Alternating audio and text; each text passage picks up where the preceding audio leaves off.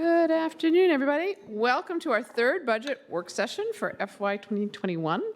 So we're trying to model good behavior. A box of Kleenex is right here. So Mark grimaced when I said this, but you all in the front, you're sitting too close together.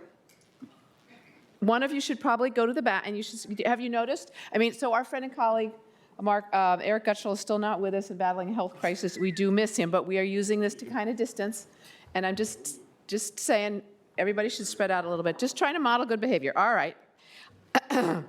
And we've got our third work session. Thank you, everybody, for being here and distancing yourselves. Appreciate it. Elbow bumps. Today we've got Parks and Rec and Technology Services. Everything's online for those of you who want to not worry about social distancing. And the whole budget is there as well. And before we get started, I think I will ask our manager who was going to say just a few words on COVID-19, just a small update. So I would just encourage everybody, as I always have, to go to our website. We're updating it at this point almost hourly for additional information, and there will be more coming out this evening and tomorrow. As of right now, there's no news I want to make or anything to add beyond what we've said before.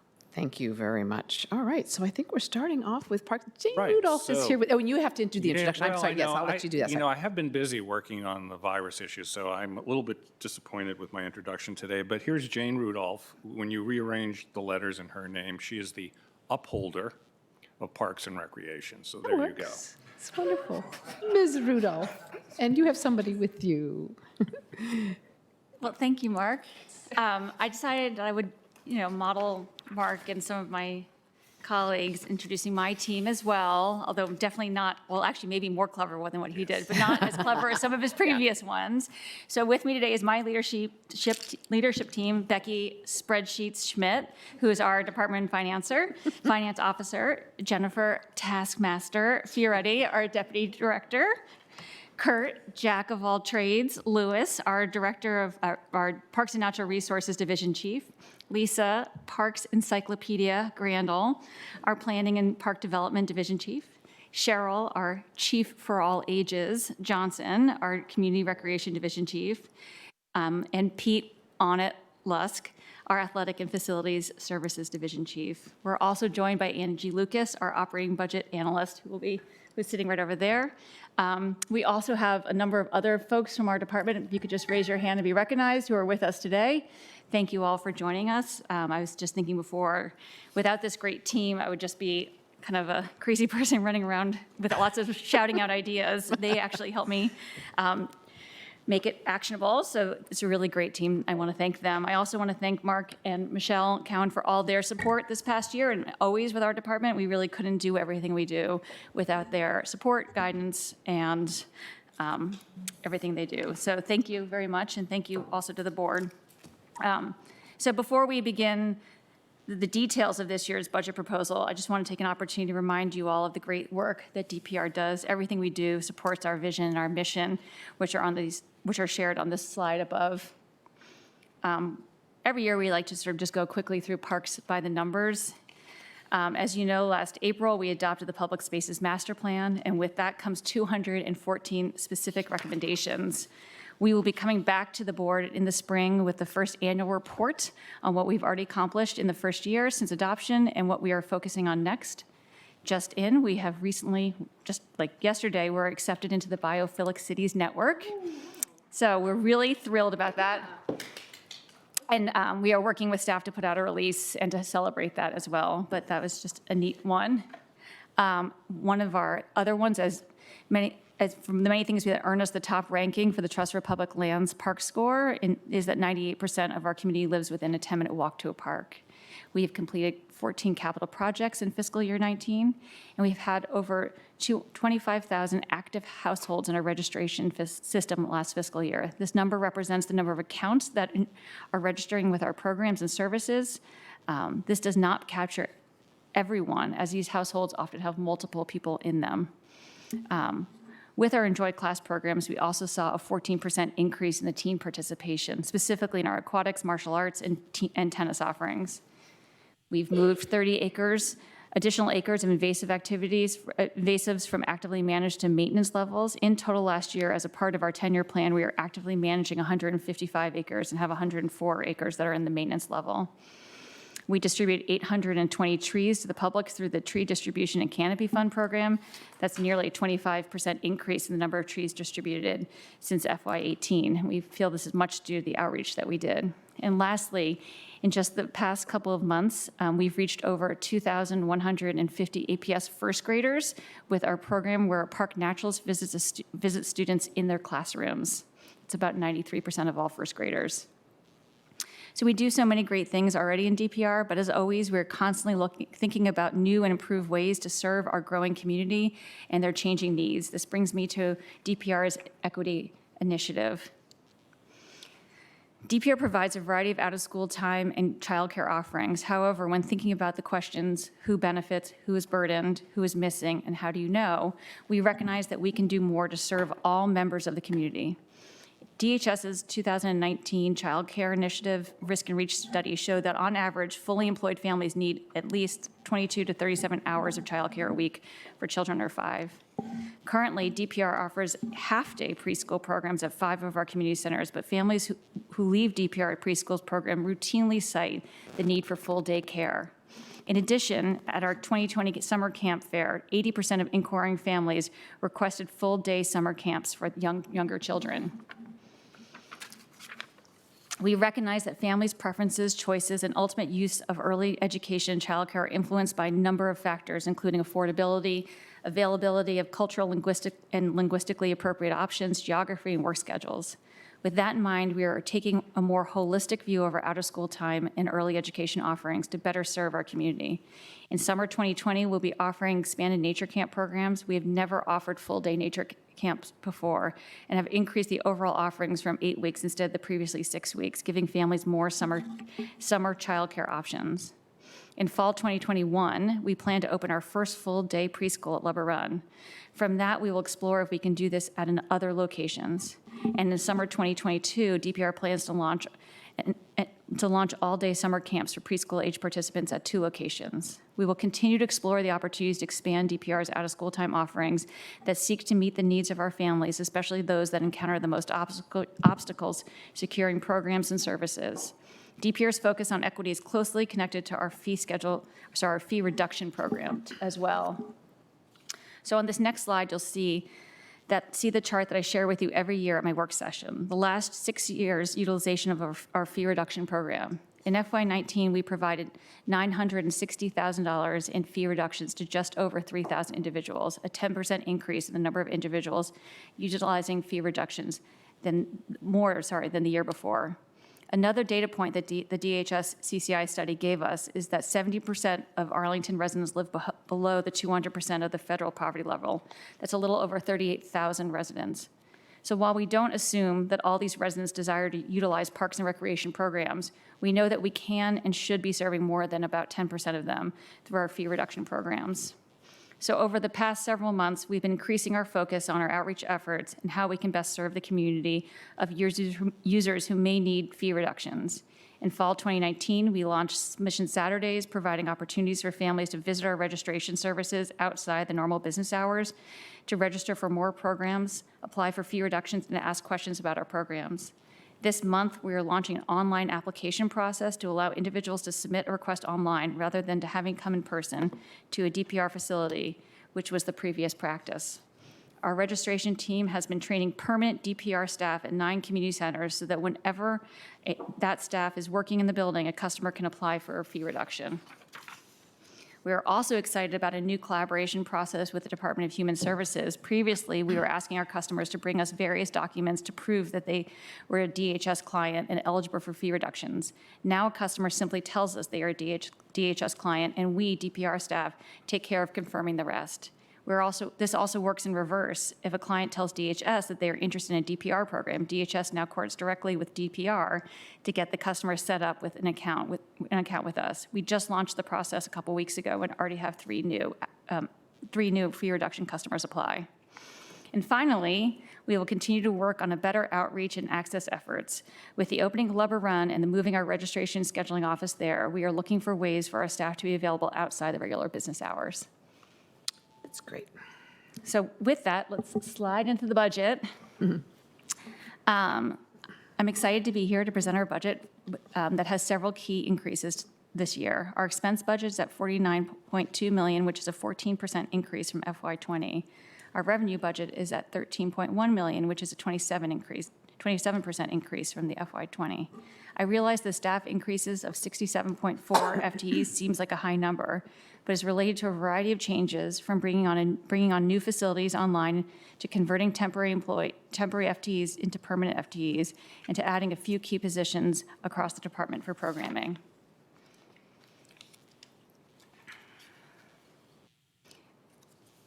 Next slide. After talking to the board for many years about Longbridge happening in the future, it is finally here.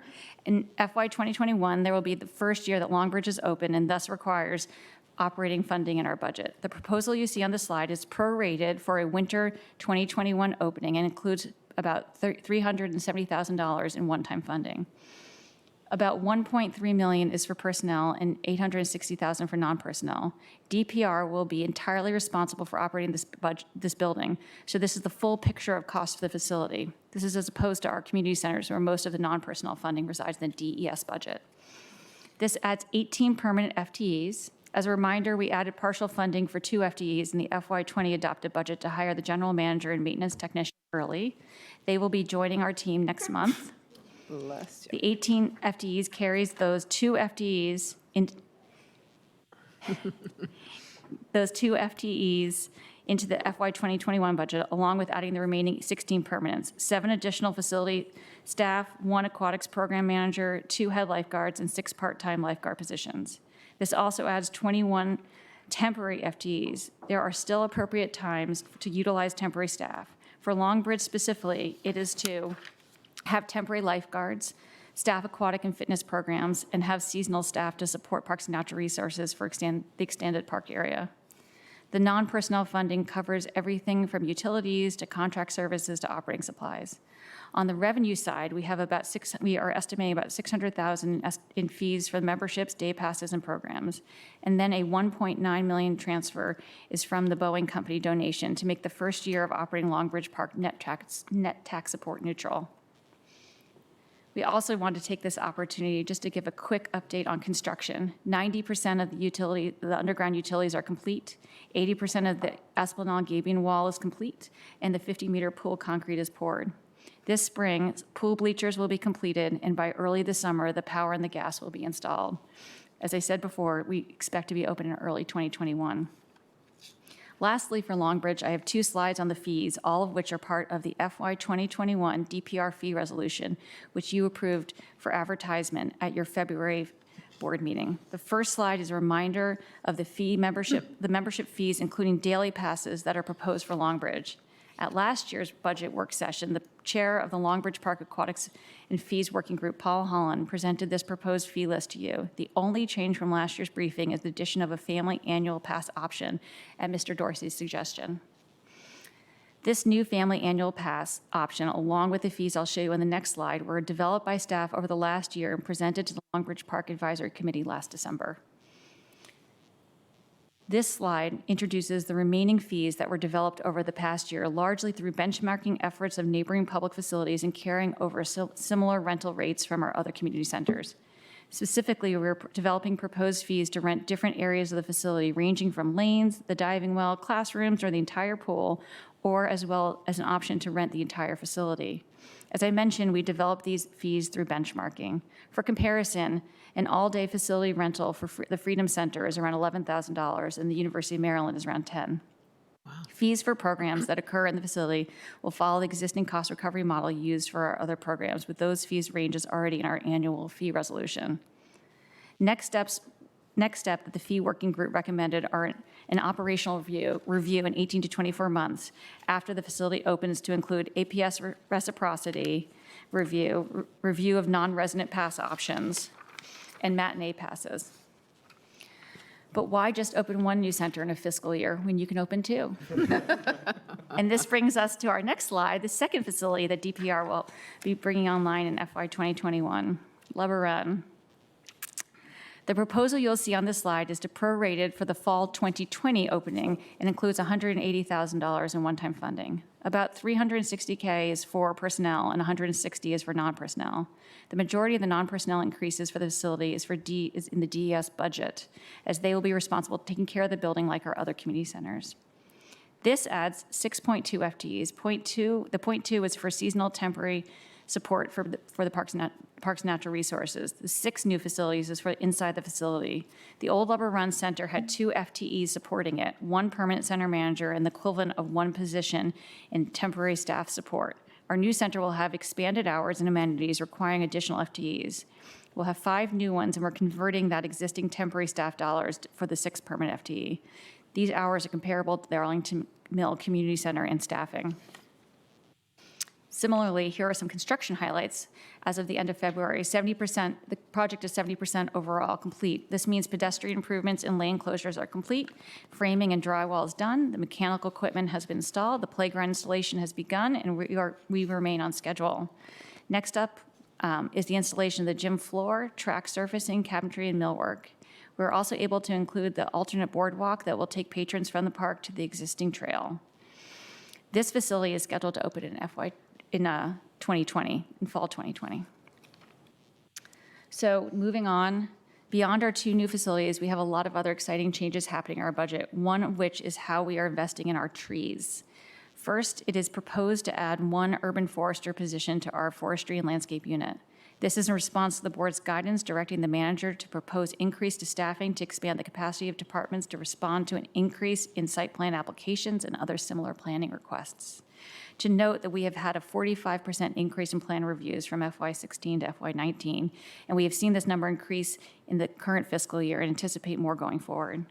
Currently, we have our forestry section supervisor, Vincent Brouret, who's with us in the audience, and then under him we have 3 urban foresters and 1 landscape specialist on his team, as well as the whole tree crew. So this proposed change will bring our total urban foresters to 4 by adding $135,000 in ongoing funding for the position and annual vehicle maintenance, and $53,000 for one-time funding for the vehicle and some startup equipment.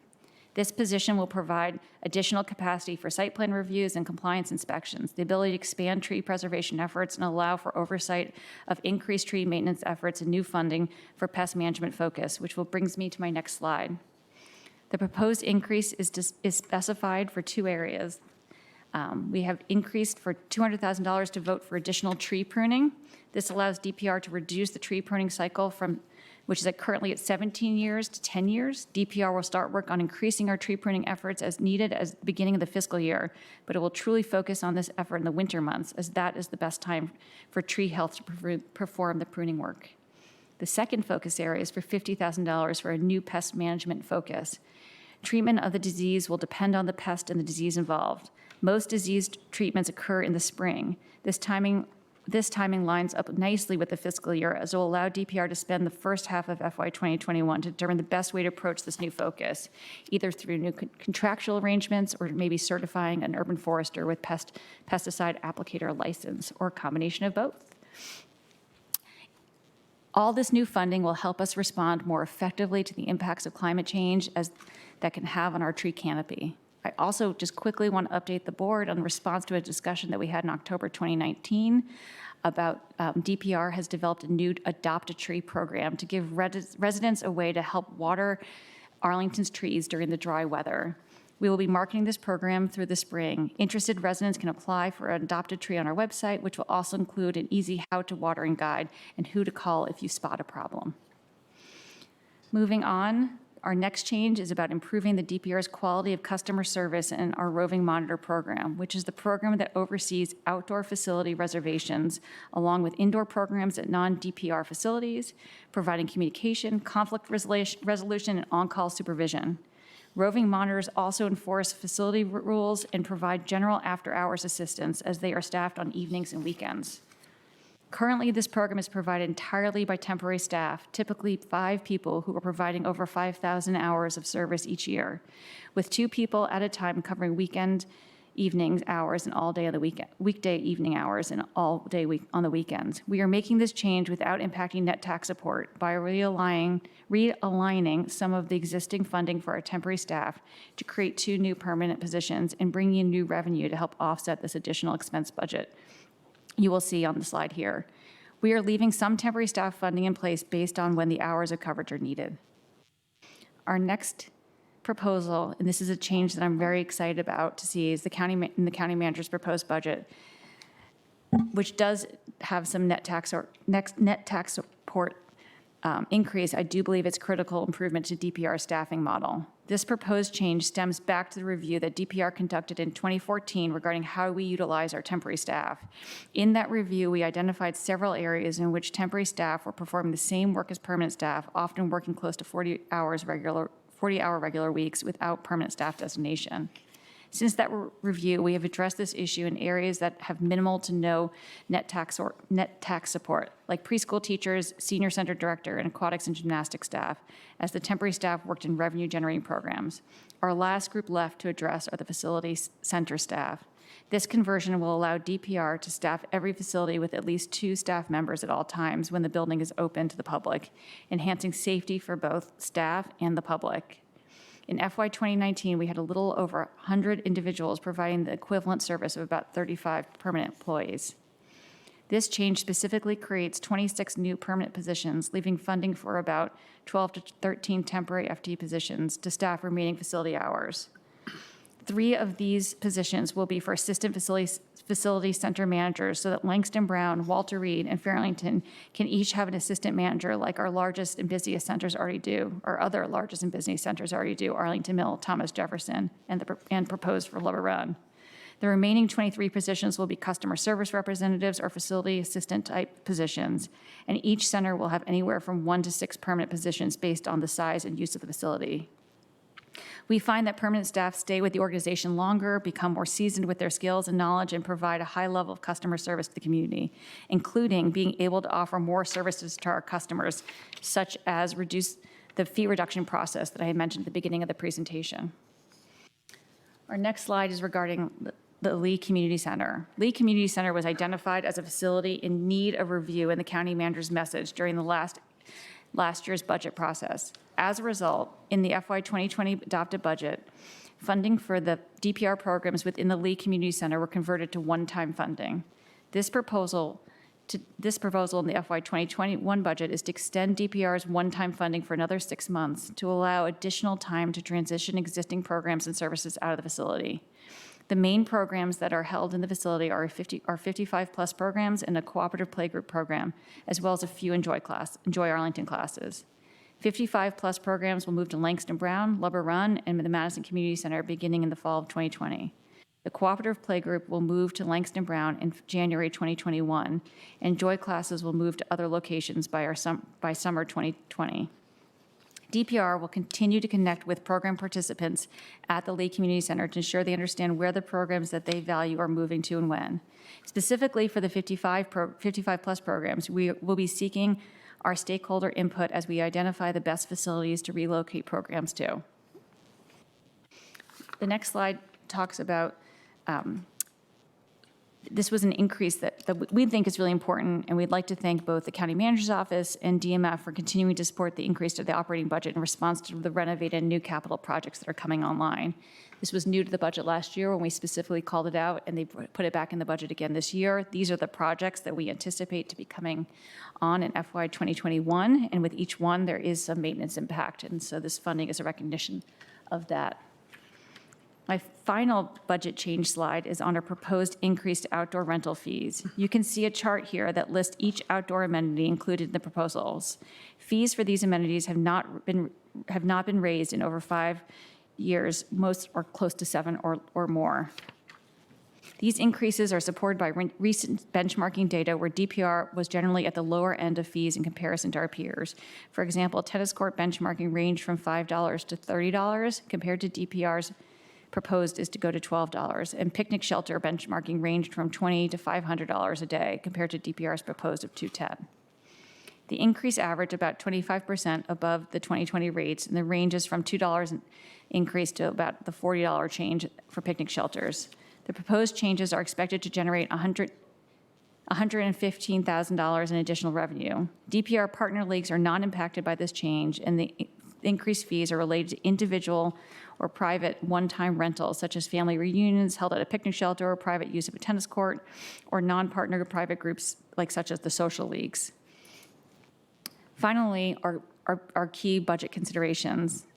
As I shared at the beginning of this presentation, we've adopted those 214 recommendations, and we'll be coming to the board in late spring with the detailed update. But I just wanted to be sure to mention that in our work session today, as many of these recommendations have budgetary impacts in order to be fully implemented.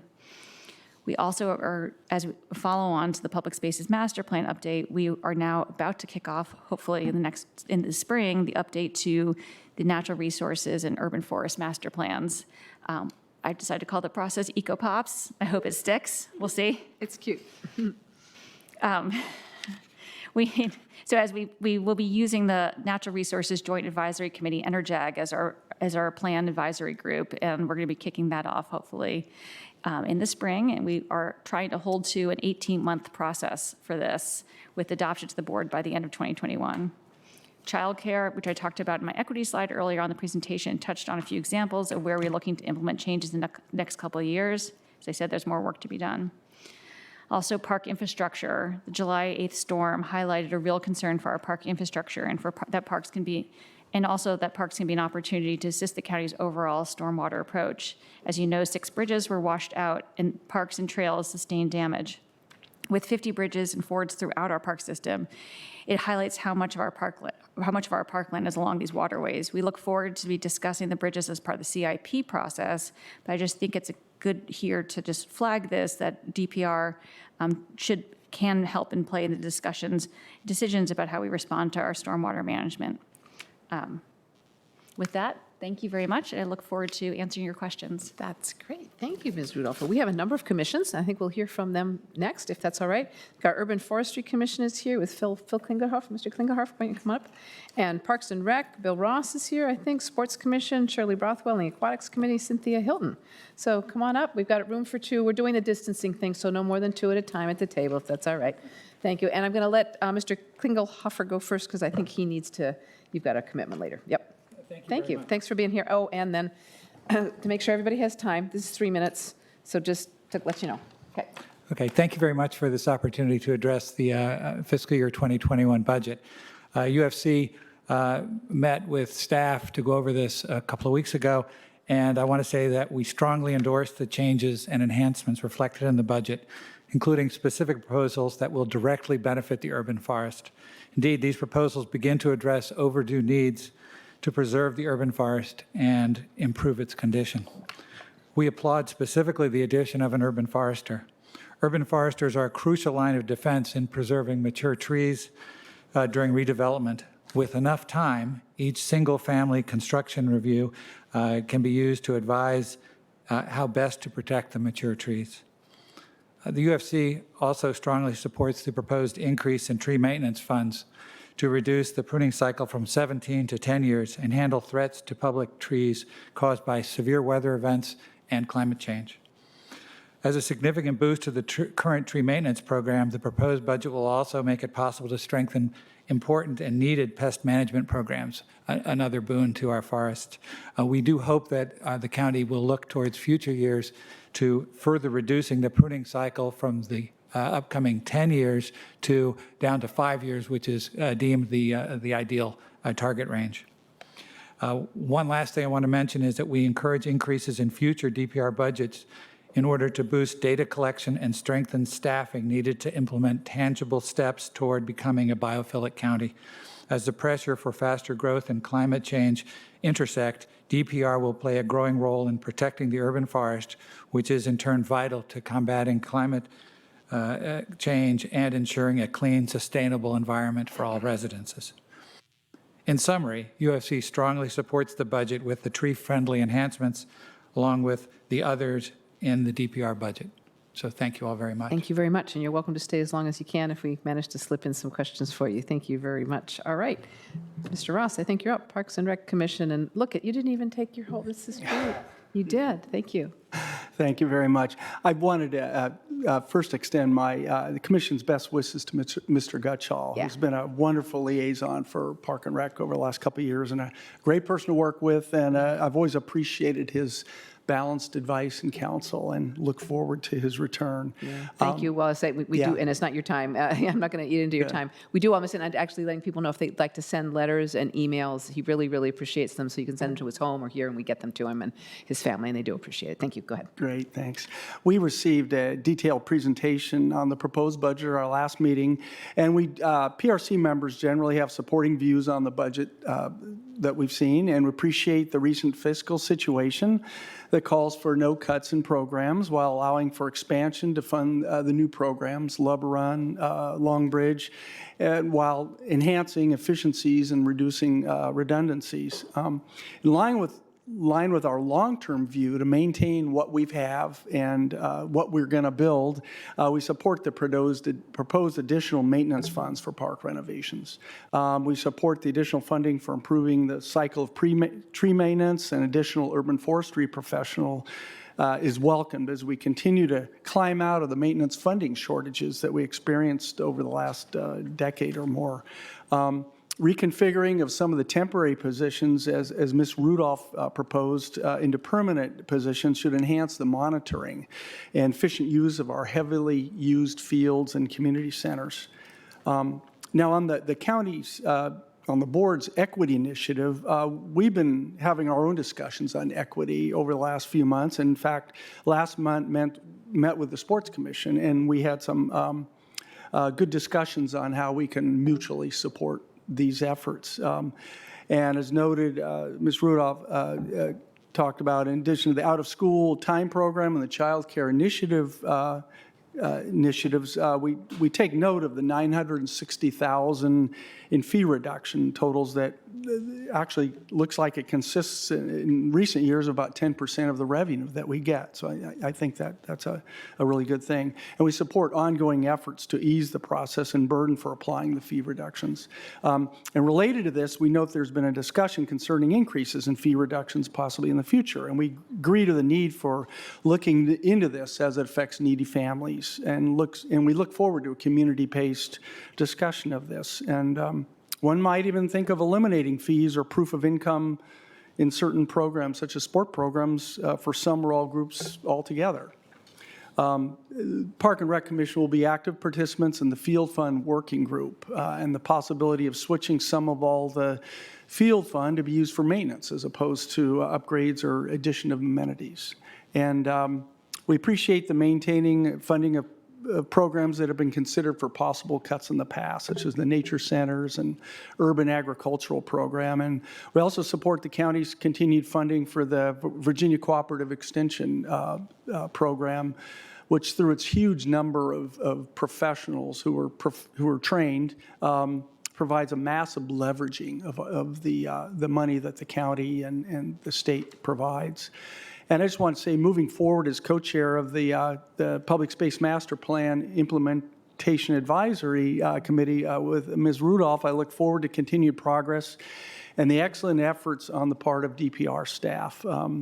You will be reviewing a progress report soon, I believe, and I look forward to discussing some of the progress with you. And there's been many priority directives. I can think of several, but some additional requirements we expect for the budget in the future might rise out of the recommendations from the outcome of the forestry and urban and natural resources plan, and a commitment to support a biophilic Arlington. You knew I had to get that word in somewhere. And this might possibly involve additional training and tools for staff. Thank you. Thank you, Mr. Ross. Thank you very much. So now we'll hear from our Sports Commission. Stick around if you can, because we may have some questions for you. Sports Commission, Ms. Brothwell, and Aquatics Committee, Ms. Hilton. Come on up. Yeah, you have to make room. Sorry. Welcome. Hi, Ms. Brothwell. You want to go first? Yeah, good to see you. There we go. You're on now. Yep. So like the Park and Rec Commission, we had a joint meeting in February. We got a detailed briefing from DPR about the budget. I would say we're very pleased overall with the budget situation and DPR's budget. It was nice to have a briefing that didn't involve, here's all the cuts that we're having to make in order to make the shortfall. So that was exciting to not have to have that particular conversation. I wanted to say how much we appreciate the board's steady support for DPR and all the services it provides, given that that's obviously, where our hearts lie. But we've been through the lean budget years, and we just appreciate that you've continued to stay steadfast with respect to their budget. We're excited about a couple of pieces of this particular budget. First and foremost, the financial commitment that moves us forward on the construction of the Aquatics Center and Lubber Run. I'm mindful, I remember the county manager's commitment a couple years ago to hold fast to the projects that we had committed to and not derail those in the face of lean budget times. And I think we're seeing the benefits of that wisdom today, that these projects are going to be able to go forward in a timely manner and be available to the community. We're excited about these projects in particular because they're sort of state-of-the-art facilities. They're going to be a fantastic addition to Arlington's inventory of indoor space. I've been looking at the designs online, and I can't wait. We're going to actually tour one of them this year as a part of we're trying to do field trips every year, so I think we're going to do Lubber Run, so I'm really excited to see it. I think it's got some really interesting design features that I hope we can replicate elsewhere in the county, like multi-use, efficient use of space, green space on top of our roof. So I'm really excited to see that and see if we can continue to build those designs into our projects. We're also really excited about Boeing's participation in the Longbridge Park. That's something the Sports Commission's been pushing for a while, trying to build those public-private partnerships to just give us more money to play with, so that's very exciting. We're very supportive of the conversions that DPR is proposing for both the temporary staff at the community centers as well as the 2 temporary rover positions. For the community center issue, the Sports Commission and all of the leagues are very focused on safety of youth athletes. And so to the extent that that really provides that additional robust kind of protection for the kids that are at our DPR facilities, we really are very supportive of that. We continue to work with the leagues to make sure that we know what they're doing in the same vein. And the rover positions, if there's any unsung hero in Arlington, it's got to be the rovers. They are a linchpin to how we use our fields and how we ensure that permits are being used properly and things like that. So we're really happy about that. On the revenue side, fees are a big issue for us. So fees are a big part of DPR's budget, and so we're really focused on the fees. We would like to offer support. We were involved in helping set the Longbridge Park fees, the Aquatic Center fees, so obviously we're supportive of those. We're supportive of the increases in the rental rates. We think they're reasonable. DPR never makes an increase in fees that's really wildly out of line. And I wanted to just share with you that we're going to go ahead and take a look at field fees. In my capacity as Sports Commission Chair, I'm going to be commissioning or setting up a working group co-partnered with DPR as chair that's going to involve a couple of different commissions to take a look at field fees in particular, their level and how they're used. And so that would be work that's ongoing this year that you'll hear about for next year's budget. So those are just some of the highlights. Thank you. Yep. Thank you. Thank you. Ms. Hilton. Good afternoon. Thank you for recognizing the Aquatics Committee, which is a joint chartered commission of your board and the school board. I'm passionate about aquatics. Swimming is the one sport that could save your life. Your interest in this issue should be on behalf of the over 70% of users of our APS managed and operated pools. They're community patrons. In December, we sent you a letter that outlined our funding priorities. Both of these issues are equity issues in terms of who benefits, who's burdened, and why. And I'd like to give you a summary and update of these. The first is the operation and management user fee and tax support parity issue. This is the third year we've raised this issue. Last year, you might recall, there was a little bit of movement in that area on the part of the county in terms of a little bit more tax support, and for the very first time, some O&M user fee on DPR users. The other half of community users are what we call drop-in swimmers. DPR users are those who have registered for classes and teams. We were disappointed this year that there's been no further progress, that the county manager's budget envisions the status quo. So what does that mean? That means that the drop-in swimmer community would continue to pay on average about 8 factors higher than DPR participants to access our pools. And why is this the case? We're told that the fees that these DPR participants would have to pay would be too high. This is a red herring, because the APS fees, just like all of your fees, if there's an income issue, you can get discounts or free access. But here's the dilemma. We are unable to explain to Arlington swimming community why the same level of cost impact concern is not championed for the other half of Arlington's community swimmer, the drop-in group. Who's advocating for them? They are not an APS constituency, if not DPR who, if not the Sports Commission. So I'll repeat again, we have, these are just letters that we've sent you on this issue. We've updated, you've all seen these little charts to just so that you can easily see who's paying the tax support, who's paying the fees. We took 2019 where there was no fees. We took the current year and the projected next year, and we will share these electronically with you. Mr. Dorsey, you probably don't like to be quoted to yourself, but we love you.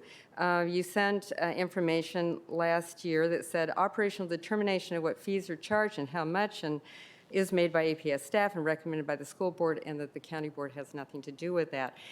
In support of that, the superintendent's budget says that her intention was to reorganize the aquatics management structure to facilitate APS complete management of the 3 APS-owned aquatic centers in terms of instruction, drop-off swims, rentals, community access, and they wanted this plan done by the end of this fiscal year. To the county manager's credit, he said in his budget this year that, as always, I remain fully committed to collaboration with APS. We continue discussions of better ways to deliver our aquatics program and stand ready to discuss consolidation of other services, but not on the APS timeframe. So not to happen this year. So all we're asking you is that you would please stand by APS, allow them to assess fees so that we can get to parity on this issue. And of course, if the fees are too high, which you mean in parity means some will come down, some will go up, but we'll all pay on the same fee schedule, that county government can also raise the level of tax support. In our recommendations, we stuck in we started off on our recommendations with a 25% tax support because we understood that was the tax support for Longbridge, but it can go up, it can go down. Last year, the county was paying 100% of all the costs for the DPR half of the user group here. The second issue has to do with the CIP. This is something I think we share with the Sports Commission, is advocating for a 4th pool to be built within the footprint of the Career Center expansion project. We sent you a letter yesterday that further outlined data supporting putting the pool there as an equity issue. We are happy to report that the APS design team has a location for the pool within that footprint. However, funding is needed. And we would expect the use of this pool to be the same as the other pools. 70% is going to be community, and we would encourage you to consider contributing to that important community asset. Thank you for indulging me. Thank you. No, thank you. Thank you for coming. Thanks for all your work. So I think we're now to conversation with the board. We got questions. May call on our commissioners here. Thank you for being here. Colleagues, questions, comments? I want to just say right away, I really appreciate the emphasis on equity. I think in some ways you could have almost done more of that, and maybe a graph over time of showing how the fees have kind of come down, and would just sort of make it clear to people, because I think you're doing really good work, and I really appreciate it. Ms. Crystal, we'll just go down the table. Ms. So I Crystal. got quite a few questions. I'll jump in, and then after, won't hold the floor too long. First, speaking of equity issues, I just wanted to highlight and really support the conversion of the temporary permanent FTEs. I think Ms. Broadwell made the comment that it's actually about the safety of our youth athletes and everyone in our facilities, but it's also about saying that people who work for the county and do that critically important work of being the face to our community should be compensated equitably to those who are doing similar jobs. And I really appreciate the attention that department leadership has paid to getting that right. So I think to jump in, I really appreciate the emphasis on park maintenance, both in the comments from our commission and in the presentation this year. One of the things I wanted to dig into a little bit was something that was referred to, Ms. Rudolph referred to in the presentation about making sure that we have additional money for maintaining new parks opening. But I'm looking now at Web 646 and 647, where we estimate the costs associated with the maintenance of new park facilities, specifically Knocktown Square, I guess now Green Valley Town Square, Edison Park, Mosaic Park, and Benjamin Banneker Park. It strikes me, or it stuck out to me, that Mosaic Park has much higher implications for maintenance costs than the others. And I wonder if staff could say a little more about the drivers of that expense for maintenance. Is it driven only by size? Are there certain features that drive the cost? And secondarily, how do we consider the ongoing maintenance costs when we are engaged in a park master planning exercise?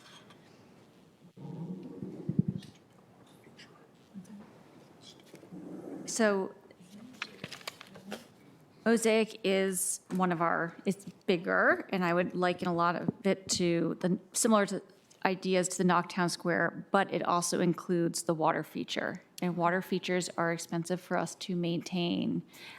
It is something that we are talking about.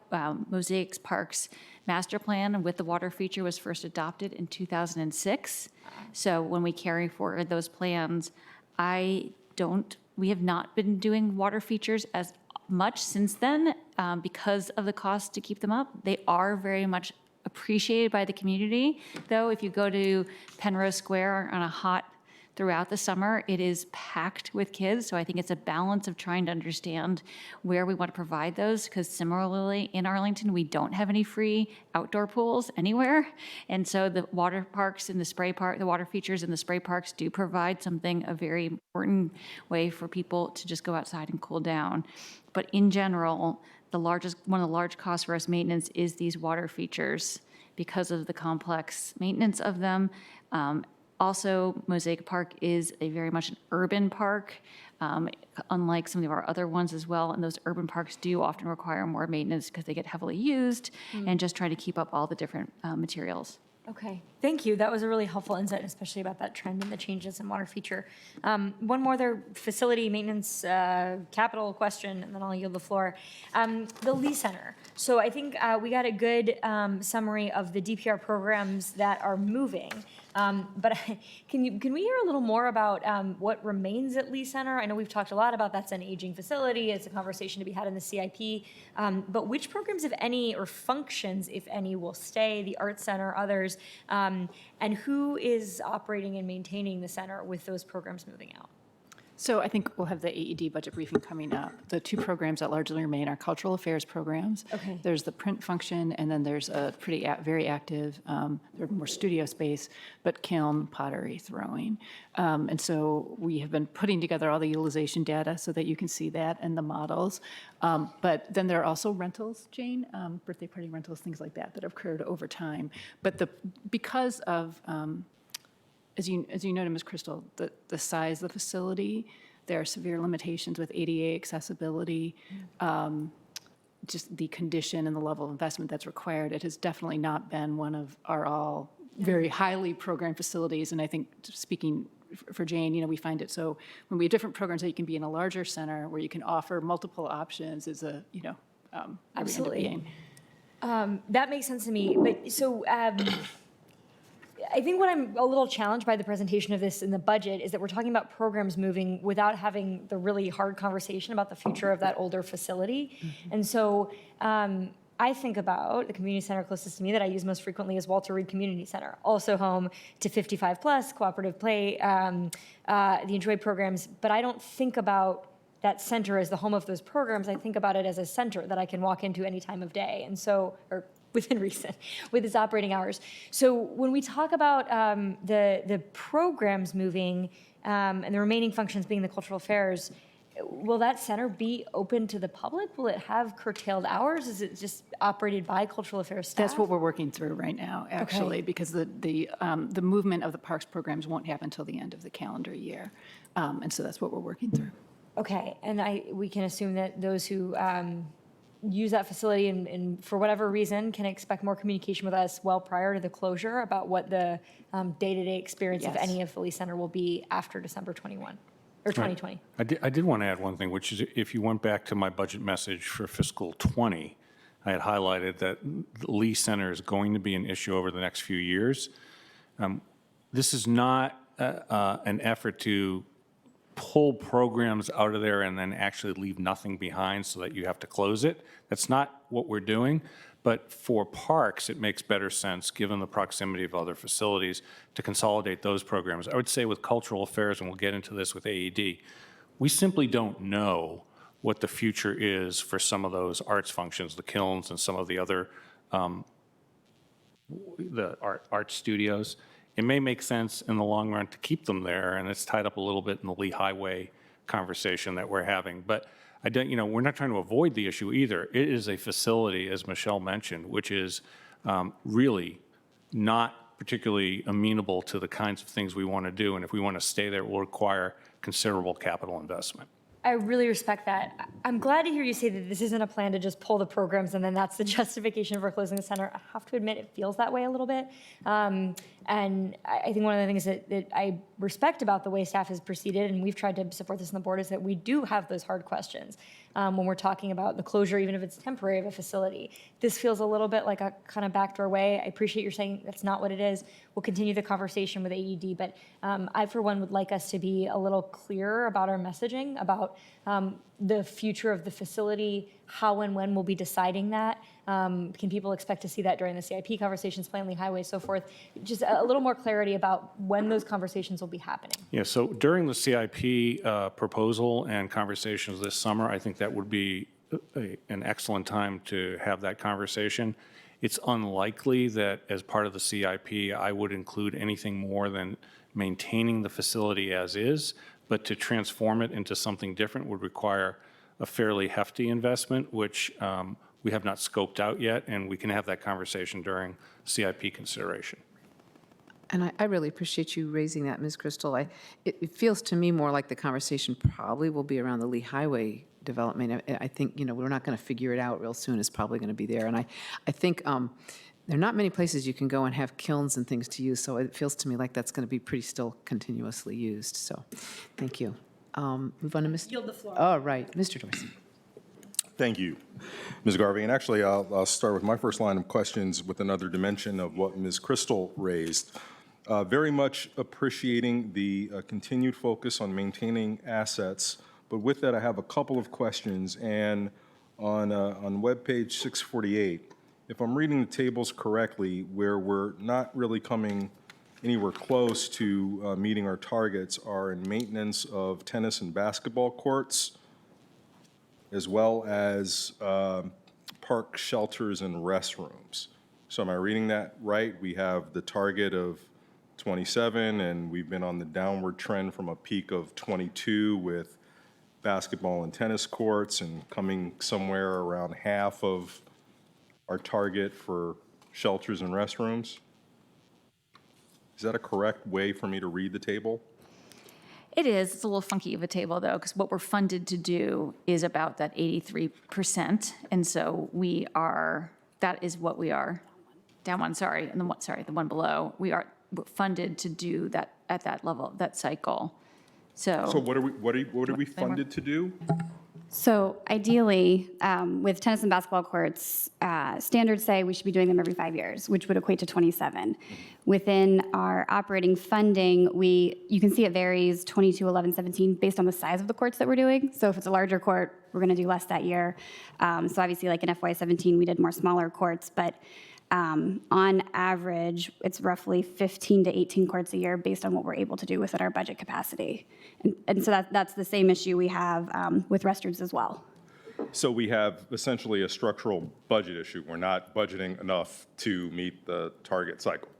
Correct, and it's the budget that we've had for years. It's grown incrementally, but it's not a new issue. It's one we're trying to communicate better through measures like this. That structurally we could do, if we had additional funding, we could do more. So that raises for me, I mean, if we either change the target or identify what it takes to meet it, I'm I'm not comfortable sort of looking at a structural failure built in and then justifying why we, presumably are fully funding maintenance at new facilities while neglecting existing facilities, recognizing that it seems to just create an imbalance between privileging, new users for new facilities versus existing users of current ones. So I would just invite some greater conversation on that. If the, 5-year cycle is the valid metric, I'd be interested in knowing what that number is in order to meet that. So we can get back to you on that answer, but I also want to flag, we often aren't creating new facilities, we're often renovating existing ones, so it also helps this balance that we have between the maintenance cycles and the capital cycles do help to keep our things in good shape, so that when we bring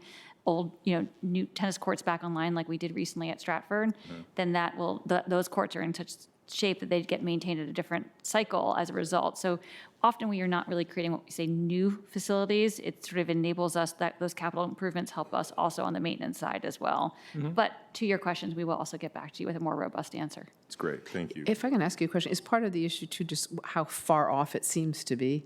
Is that if it were Well, yeah, I closer, mean, you'd be a little yeah. more comfortable with it? Well, yeah, you look at the, the lighted fields and preventive maintenance, and we're close. We're in the ballpark. Seems like that's attainable. But those, it just seems like we're not anywhere close and haven't been, so. I was just joking, no pun intended. No, the puns were just fine. Good point, good point. Thank you, go ahead. All right, so the next one is just really some just questions about how this all works, and it's also Web 649, the refuse collection. So, what was my question here? How did it come to be that we actually use DPR to collect refuse in the Roslyn-Ballston corridor? I just don't know. This way predates me, but it was just a part of, do you remember, Mark, even? I don't remember the name of the program. Smart Streets. were here. Thank you, Kurt. Smart Streets, and so it's just, this is a holdover for something that was happening from a long time ago. A long time ago. Okay. So maybe a little reorganization sometime with the trash, maybe. The reason I bring it up, I know we've had other conversations about whether DES should provide for enhanced trash collection, in the Columbia Pike corridor, whether or not we'd seek some partnerships with private entities. And, here we have some enhanced collections in the Roslyn-Ballston corridor by DPR. At some point, not today, I would just love to think through how all of that is working from an efficiency and an equity standpoint. Okay, And I'll thank you. pass my two, so I'll yield the floor for. That's fine, Thank Mr. you. DeFranti. Great.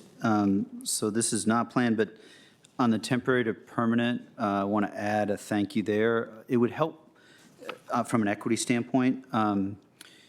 It would help me actually to follow up if there's a way to just share not to fool with it, but just to share the pay schedule. So just to have a sense, I'd love to follow up there. But from an equity standpoint, really appreciate that. I share the concerns. Last night at Open Door Monday, I got visited by a 90-year young grandfather and his granddaughter regarding the Lee Center. So, that's not, he certainly has benefited from the center. I just want to associate myself with Ms. Crystal's remarks regarding the plan at some point over the coming months before we get through with the CIP. I guess my biggest question really focuses on summer enrichment and summer school or summer feeding work. And I just wondered, I know that work may not be done because it's an evolving situation, but I wondered if you had any update regarding our efforts to try to address how things may play out as far as the camps and feeding kids who might need it. Go ahead. You have it. I have it too.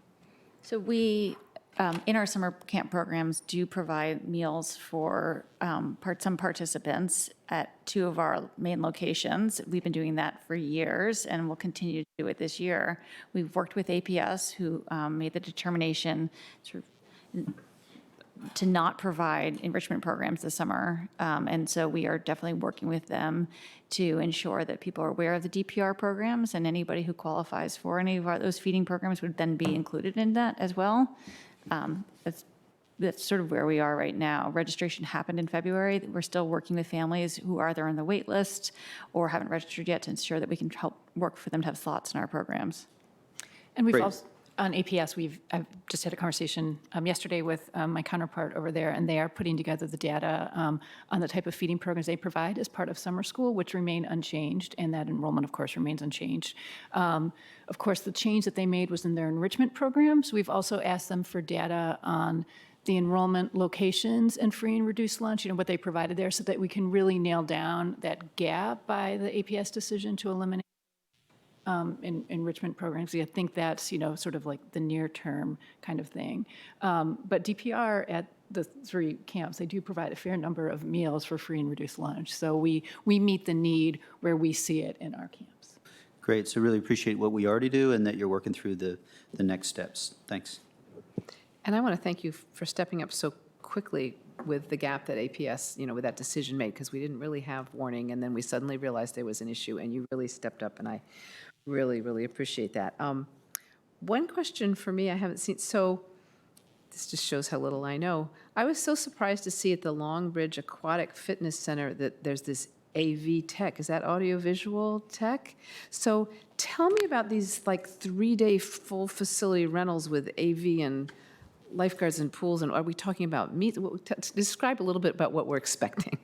So it's competitive meets. Okay. And so this is common at the Freedom Center in Prince William or up in Maryland to have these, or actually they do them in Fairfax as well, where they rent the whole facility out for a weekend to do competitive meets. We have not really included that in our scheduling, or it hasn't even been included right as of yet in our projections, because we really want to open the center and have some sense of how it's being used and kind of test how much we want to shut down the whole facility for Because that means like meets. nobody else would be able to use it for that. So the way it's designed, and I really appreciate actually the way it's designed, is you can actually close off the 50-meter pool and I still thought keep so. the teaching pool, leisure pool open. So yes, that would have some impact to the programs, but there might also be an opportunity to keep the other half open. So there is a way to rent the entire facility, but there's also a way to just rent the competitive side.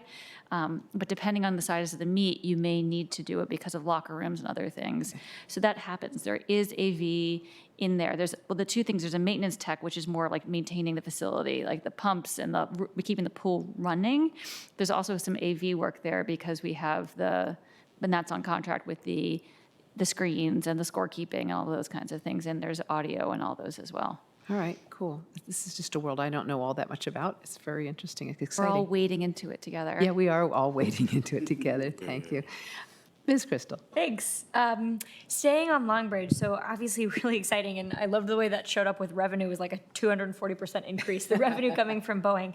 I think I was having a little bit of a hard time following in the budget, though, the accounting there. So we know that they're offering their grant is for multi-year support for the operations, but it looks like we're counting the revenue all in this year.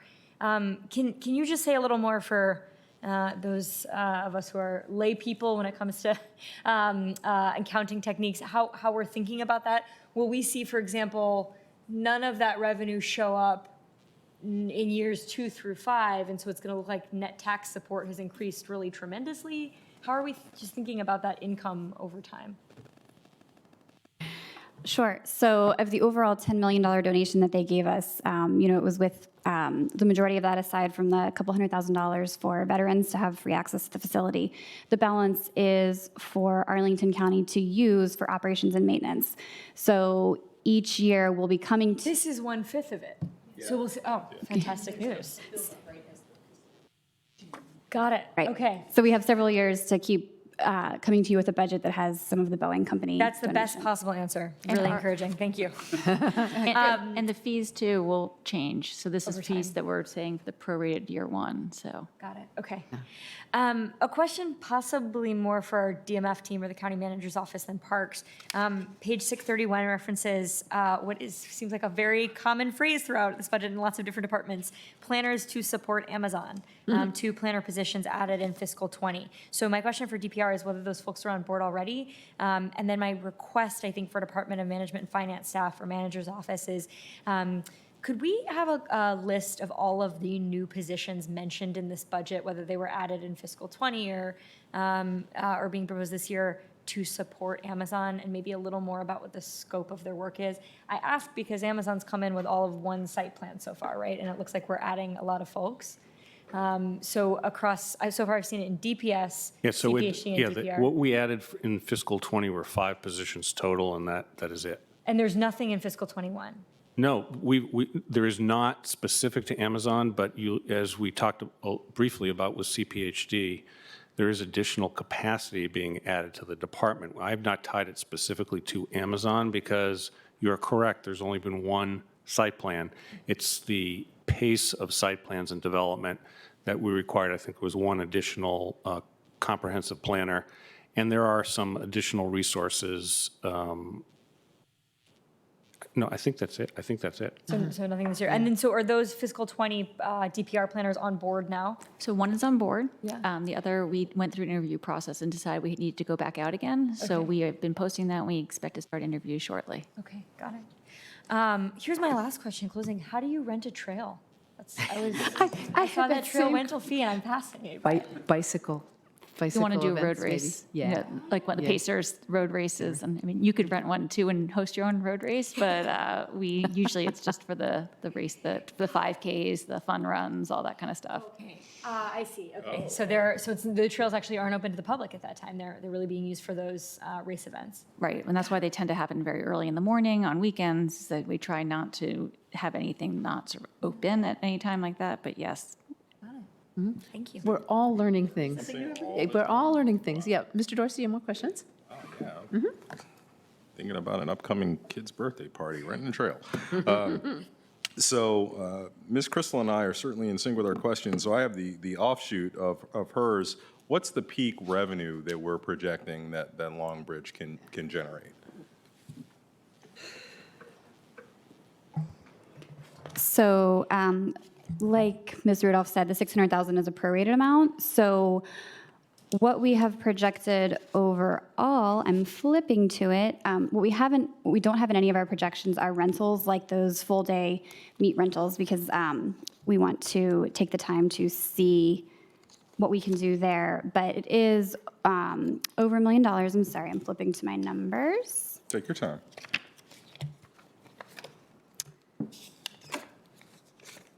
So peak revenue would be a little over $2 million, and about half of that comes from membership fees, including day passes, and the other half comes from program revenue.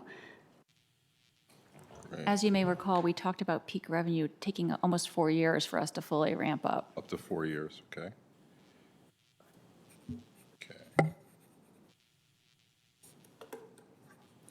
Could I add on a Thank question? you, please. Yeah. Are we charging differentially for people who are Arlington residents and outside of it? How are we handling that? I just didn't see it here on the chart. I'm just going to let Becky just keep going. Yeah, it's okay. You have it. We are, so for our day passes, it'll be a 25% surcharge for non-residents, and for the membership fees, a 30% surcharge. So that was also identified through benchmarking. Within DPR's existing fee schedule, the only structure we have right now is where we charge 100% for exclusive use. So if you're renting a facility, community room or a field, and you're a non-resident, you pay 100%. That obviously wasn't appropriate for memberships, so that 25 to 30% was the benchmarking. So at some point, there'll be another chart with all of the fees and the membership, and it'll be, if you're not in Arlington, this is what you pay, and if you are in Arlington. That does show up within our fees. The fee schedule, Fee okay. schedule that was part of that was done in February that you advertised then, but we just didn't go into it here, but everything has And I don't non-resident. remember. Yep, thank you. Both for membership usage fees, but also for the rentals parts as well. Thank you. Mr. Dorsey, go ahead. Yeah, one more question and a comment, if I may. So the question concerns, how are we doing with the availability of facilities for individuals and locally based groups that have felt like there's been a lack of availability and complaints about other organized entities that may not be Arlington-based or primarily serving area residents? How are we doing with that? It seems like the complaints have somewhat abated, so I'm hoping that the answer is it seems like we're doing a better job of meeting everyone's demand needs. Yeah, so those, yes, I think we are still doing those demand needs, but we do continue. It's something we always are struggling with, both indoor and outdoor. As part of the PSNP update, one of the things that the board had asked us to do was to look at utilization. So we're actually utilization of our fields.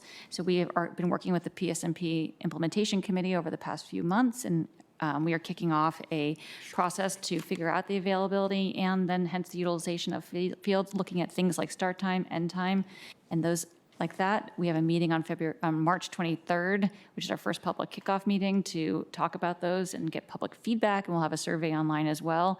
So while I think we have been managing it, and I think it is working out well, there still continues to be a demand, and part of what we want to show is that, like, how is that demand being managed? And so creating that availability structure can then help us to be able to better analyze the utilization. So I think we are continuing to strive to improve it, but we have not, similarly, I feel like that issue has, to some extent, we haven't heard as much lately. Okay, good. And just a final comment, I just want to, add my own kudos for the equity approach to out-of-school time programming. I just think it's really terrific. We often forget, but even the most diligent students spend less than half of their time in school. And the fact that we are already picking up such a great amount and looking to further make sure those out-of-school time enrichment or even basic care activities are not beyond the reach of people who may be challenged to deal with that, I think is just really, really, really terrific. So thank you. It's good. Mr. DeFranti. I just wanted to see if I heard correctly and see how coordinated you on the field fee sort of undertaking that the Sports Commission is doing. Is that's something that would help inform what you would do next year? How linked have you been in that process? Ms. Brothwell mentioned early stages, but I just wanted to get a little bit of a sense. So the field fund, just as a reminder, is a amount of funding that's attached to youth. Is $10 per season. It gets charged by the leagues, like Little League and soccer, and then they transfer that $10 amount to the county. For adults, it's $100 per team, and that funding comes to us. It's called the Field Fund, and it has been used in the past for what we call enhancements. It's funding one of the conversions from synthetic that'd be funny if we went from synthetic to grass, from grass to synthetic. And also we have a Diamond Field Fund process that has brought on some amenities that Ms. Brothwell, through the Sports Commission and talking with our staff, has seen as we continue to talk about park maintenance, that perhaps these enhancements are really not the best way to go, but we should really be thinking, should the Field Fund change its sort of what is being used for and focus on maintenance. And I think that's a process that she was looking to explore with the Sports Commission this coming year, and has modeled a charter that has a membership that also includes DPR staff on it. So she'll be co-chairing it with Peter Lusk from our side. So we've been seeing this as consistently a very successful model where we have staff and community at the table together in a sort of on a committee. It's how we're doing the PSNP, and it worked quite successfully. So we look forward to doing that work with them this coming year, and then bringing it back to the board at next year's budget process to make recommendations for that funding. Got it, great. And then I'll follow up with an email question just to get a sense of where we are on the broader question of the aquatics fees. I just want an update as to your view, and I'll email on that one. Thanks. But I might ask a question right now myself. It's my understanding, and I think it makes sense. I know APS is on a certain schedule wanting to kind of handle the pools and take over the fee issues, but that what we're really looking to do is when Longbridge pool comes on, that seems like probably the most sensible time. And I'm assuming you're continuing to work, because these are complex issues, to try to sort of pull apart if we're going to do that at some point. Do you want to just discuss the timeline that you've got a little bit? Well, I think we're actively working with schools on the timeline and those conversations because, well, yes, Longbridge is one aspect.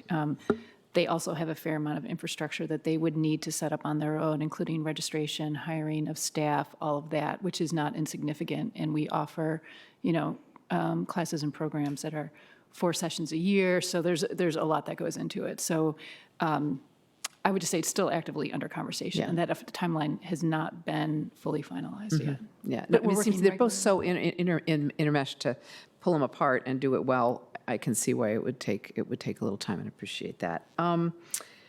Adopt a Tree program. Let's see, a little bit on trees. I'm just delighted to see that we're going from 17 down to 10 years, because when I first learned a few years ago that we were on a 17-year cycle for trim, it kind of made me go, whoa. So 10 is still a long time, but boy, is it better than 17, so thank you. The Adopt a Tree program, I love it that you've got like who to call if you're worried about a tree, because people ask me a lot when we get to that. That is wonderful.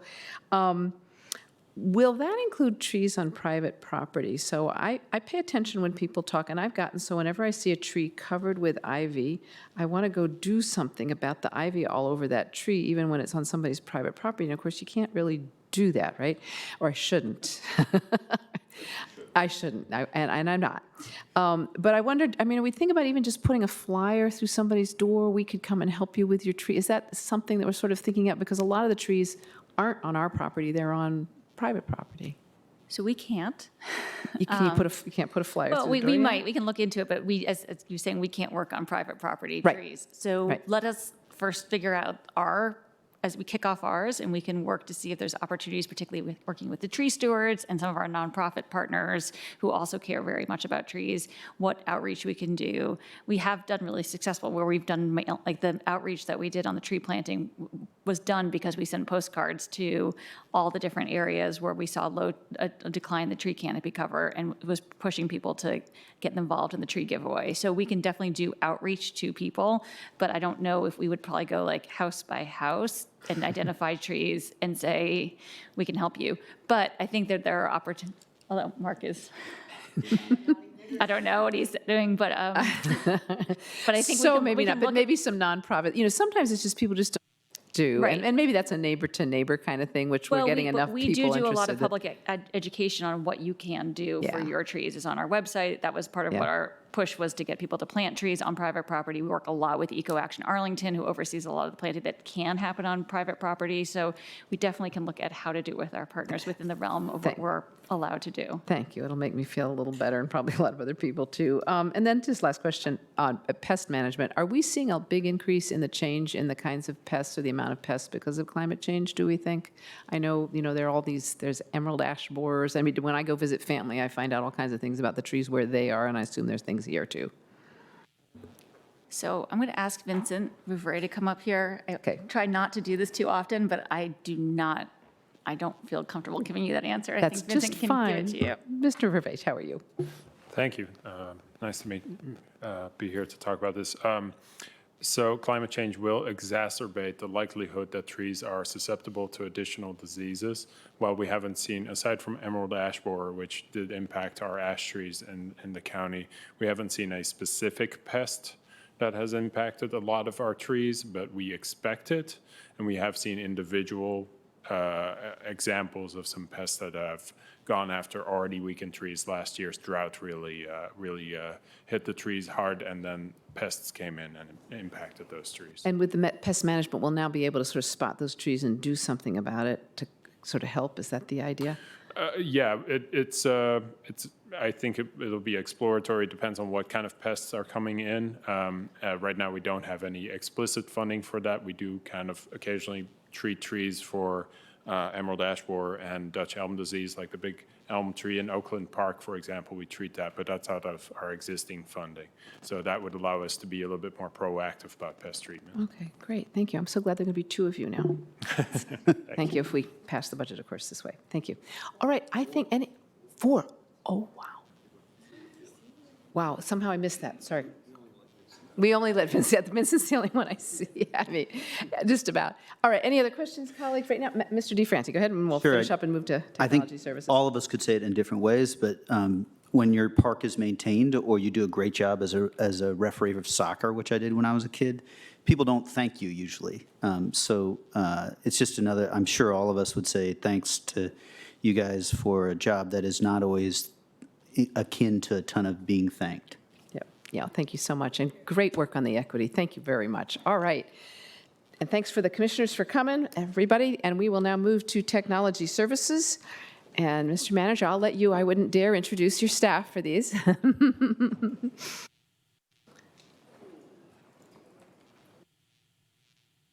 Thank you all.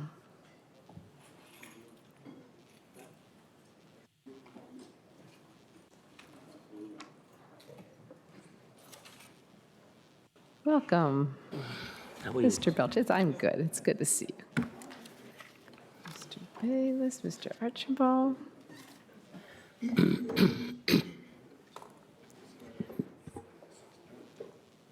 All right. And I think I saw Mr. Herlihy, but maybe he's not here. That's fine. All right, good. He's over there. He's going to run. Oh, there he is. Yeah, we got it. All right. Mark, introduce away. Yes, we have the Department of Technology Services here. I'm going to introduce Jack Belcher, who is my hologram advisor. And, you just take the technology services and you rearrange the letters and it spells hologram advisor. So then, glad to have you here in the flesh. Thank you. You think? Where'd you find that? All right. Can I begin now, Ms. Garvey? Yes, absolutely. Yes, please do. All right, thank you, Chairman Garvey and the members of the board. I'd like to, if I could take a moment to introduce my staff who are in attendance today. John Bayless, our Chief Technology Officer. Holly Hartel, Assistant to the CIO. Richard Aschenbach, who's our Director of Security. Jeff Taylor, who's our Chief Information Security Officer. David Herlihy, who's our Director of Innovation. And Richard Straninsky, who's our Director of Operations, Infrastructure and Operations. And lastly, but not least, Elise Stiggy, who's head of our core applications, and she's there. I want to thank... Loving the social distancing. Each one of them's taking an entire pew. That's good. Thank you. I also want to take a moment to thank Nicole Billman of DMF for helping us, and Mark Levine from our budget office, who's not here today, is ill. And I asked him to stay home rather than bring his germs in here today. And also Jim Schwartz, who's our Deputy County Manager. So to begin with, our focus has been actually, we share the same priorities as you, Ms. Garvey, resiliency, equity, and innovation. Our mission, of course, is to preserve and secure the infrastructure we have in the county today. Next slide. Yeah, right. So digital equity is very important to us, and it's been a theme that we've been passionately following for the last year or so. And I'd like to introduce Holly Hartel, who could talk a little bit more about that. Holly? Hey. There you go. I'm thrilled to have the opportunity to speak with you today about digital equity, so thank you very much. And I don't know about y'all, but I have been struck as we have the recent conversations, unfortunately, about coronavirus, and I have seen frequent emails talking about make sure you have high-speed broadband internet for multiple reasons. So I hope that that's sticking in the back of your brain as we talk about this. Yeah, we're depending on you. You're all depending on me. Well, so, we're talking about digital equity, but also something that struck me recently was, we're working on something that has been built on government policies that were put in place a long time ago, and we're working to try to make the changes to those policies. So you can see 8% of the households in Arlington overall have internet access at home. But you could also see that the same groups that are negatively impacted continue to be negatively impacted. You also see that the same areas that are negatively impacted continue to be negatively impacted. So we're working on what we can do with digital equity on multiple different fronts. We have multiple things that are running at the same time, and I want to talk about them and framing them kind of the short-term, mid-term, and long-term of what we're trying to do. So short-term, I want to highlight something that we've done recently related to the Residential Program Center. This is a program that focuses on homeless who have addiction issues, and we've been partnering with DHS to see, well, what can we do to help this group take advantage of what internet access means. What it meant for us was providing audio-visual equipment that gave them access to training, as well as access to their resources that could help them. So training, one of the things that is important and is one of the principles of Housing First is making sure you have employable skills. So one of the training opportunities we hear about often is the Flagger. It's a very easy online training, and so by putting in the audio-visual equipment in RPC, they have access to this training, which then gives them access to an income, which helps them get into a place that will be much better. Another option for them is, you have needs that maybe seeing a person, a service provider in person and just seeing them quickly is something that would make your life better and when they're in a situation that's maybe not that comfortable. What we've done is provided access to teleconference so they can see and talk to one of their service providers much more quickly. So we've just recently finished the install, so what the actual impacts and how those are, that's something that we're looking to go back and gather. But the feedback we've gotten so far has said it's been very helpful. In a midterm, one of the things that we're trying to do is put together a policy framework. So we're calling it our Digital Equity Action Plan. And what that's doing is defining what does digital equity mean in Arlington, where are the gaps, and how do we meet them. We're working on that through several different avenues. We have an internal working group that we've been working with and creating action steps and strategies to try to meet the needs. We also have an external group we're calling our Digital Inclusion Network. That is a set of providers who are providing services to the underserved communities and what are their perspectives. And then a third group, we are going to be conducting surveys and focus groups with those who are impacted to understand what does this really mean to them and trying to roll that all up into a package that can be delivered and giving us a set of metrics of what this means to us. So our goal of trying to deliver something to the board sometime at the end of the calendar year.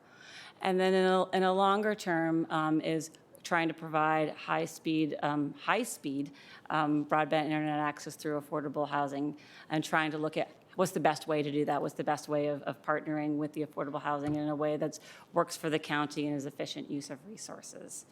And so that will hopefully be informed by our Digital Equity Action Plan, but we're working on trying to figure that out as well, too.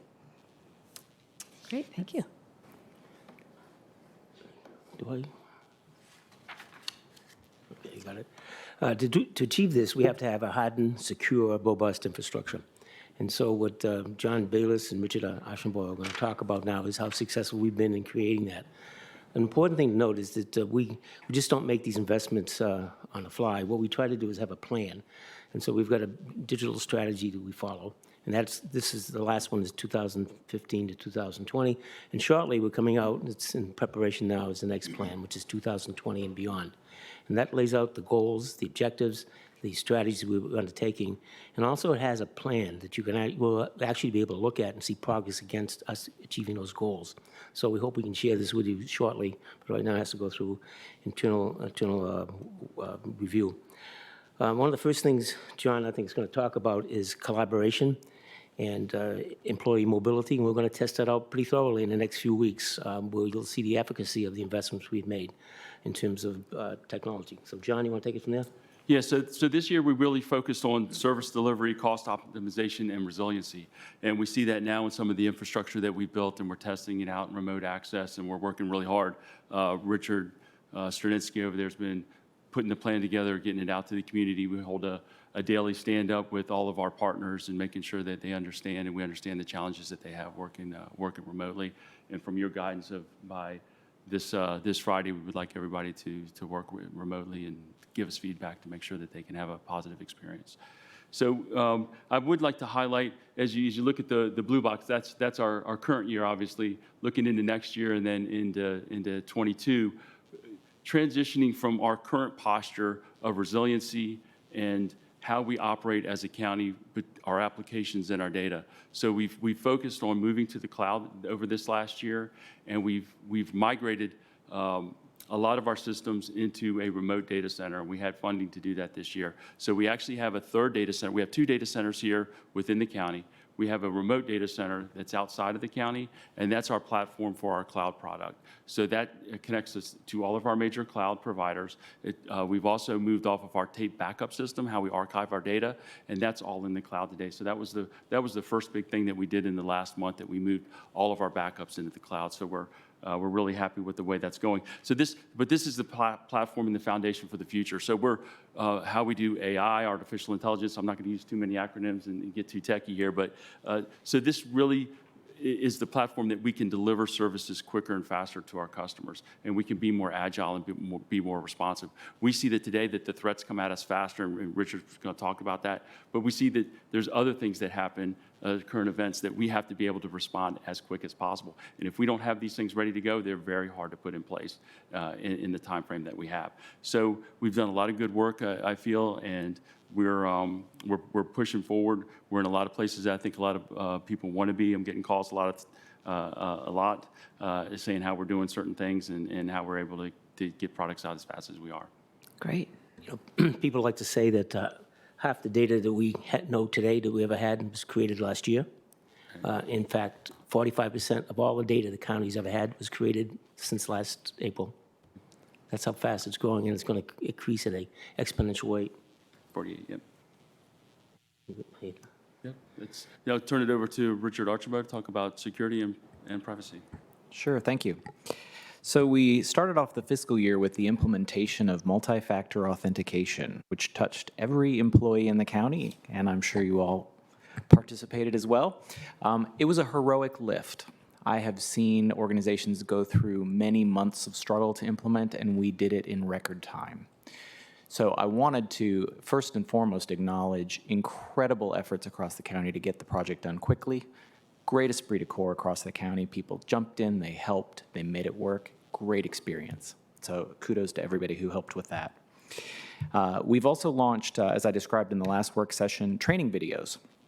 A key point there is that the phishing emails get better and better every month, to the point that my training announcements are questioned, is this real? That's what we want. Yeah. So follow up with me as much as you want. I will validate all that I send. Those training videos have started. It's a great way to keep our employees and our partners ahead of the curve. That human factor is so hard to manage, and we're doing the best we can to just educate folks and get them to make smart decisions when receiving email and links and attachments and all those things. We have released our working privacy policy for internal comment, so that's with our executive team to look at and think about how that impacts the way we work as a county and how we are responsible for our privacy decisions with citizens. We also have launched a review of a vast majority, if not all, of our technology policies. Many of them were written before the cloud age, and we want to be responsive to how people work and how systems are built today. So that is look for progress there. We've started recruiting and have made some progress on the staff openings you added to our budget for last year. Our first senior person starts the end of this month. We continue to recruit for the second, so wish us the best luck there. And John and I continue to work really well together on securing systems, making them more resilient, and we'll continue to keep you up to date on our objectives, but also on any investment opportunities that come up for keeping us more secure. That's great. Thank you. So innovation is very important to us, and if we don't have a platform that's stable and secure, we can't do these innovations. We don't have the capacity to do it.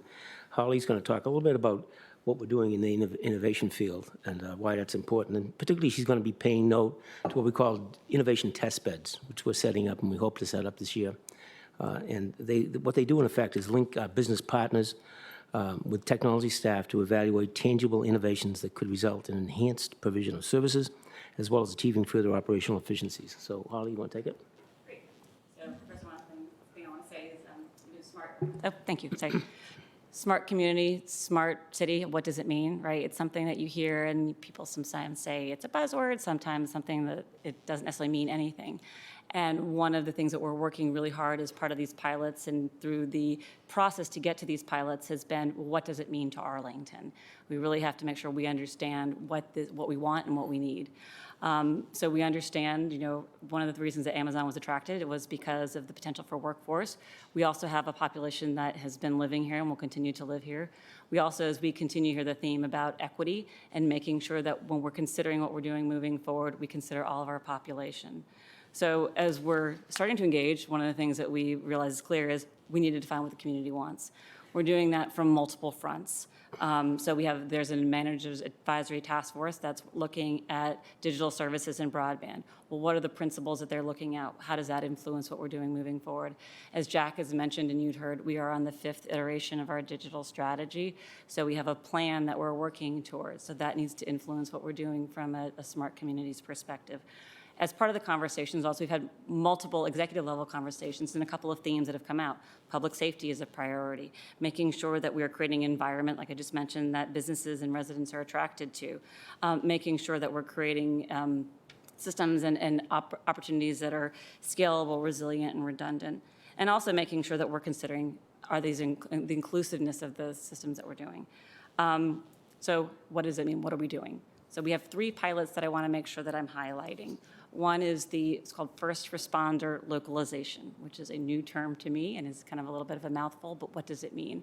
So let me put a little scenario. Imagine that you are standing next to incident commanders and they respond to an event. And you have an iPad and you have the ability to see where the people are in a building using that iPad. We're not all the way there. So the technology is not all the way there, but we're not that far away. What we're doing is we're looking at a building that we can create a test bed to use the technology that we have in place and then sensor technology, and how far can we get? Where does that take us? What does it mean? What works? What doesn't work? And try some of these things out.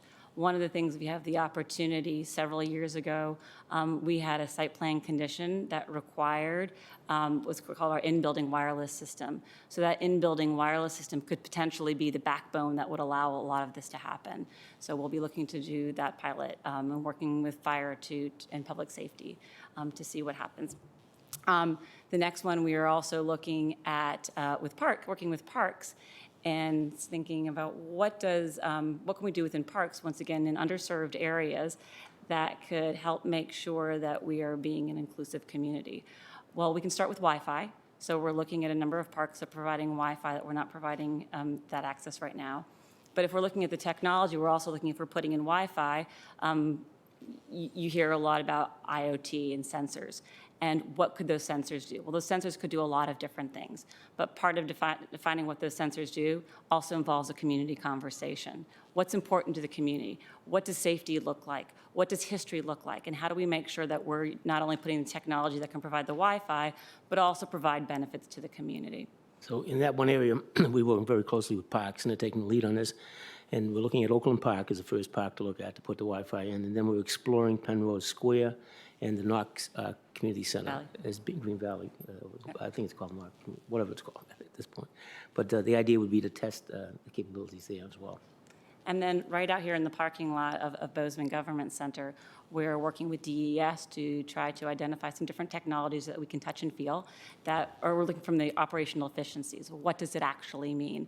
So we're trying to come up with what are those different types of things that we wanted to make sure that, once again, they're aligning with what are the goals and the values that we have in the community.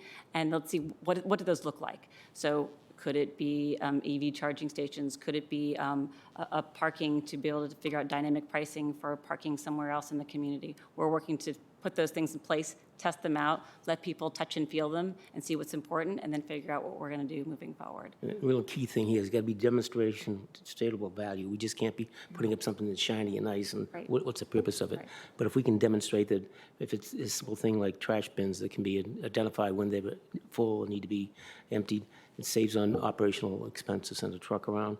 If we can do parking management in a better way than we're doing it now, then let's look at it and try to figure out what it might be. Yeah. So that's the idea. But it's got to resonate with the community. The community's got to look at it and say, okay, this makes sense to me, this investment, and that's what the managers asked us to do, and we're trying to do that. Our horizon for these 3 is aggressive. To be honest with you, we're finding a lot of hurdles in terms of just organizational structure, how to get technology in here to evaluate. But we're looking for the summer. That's our goal. And that now summer, I'll see if it could be spring to Indian summer, but we're going to try to get it done as fast as we can. The AVA demo? Yes. Now, with your privilege, we have a demonstration that we've developed here, which I think speaks to a lot of what John was saying, which is use of artificial intelligence and machine learning to be able to deliver value to the community almost immediately with regard to our utility billing system. Yeah, go ahead. So you're going to put it up here, right? So I got to play a little bit with our staff, so we're going to do a little demo, yeah. So the first thing I learned is Ava, I can't call her she. I have to call it it, and that's kind of hard. Ava, you know how we came up with it. I know, which is really, it's there. Arlington, Virginia. Virginia, I know. It's really cool. Just wanted to point that out. Some people in the crowd aren't as quick as we are. Oh, yeah. I just thought Ava was really good. So she asked a question, so I'm going to throw out an easy question that we know Ava can answer, and then I'd like my colleagues to think of a question you'd like to ask. So you come onto the main site, and you don't have to find all of these things. You just go and say, I need mulch.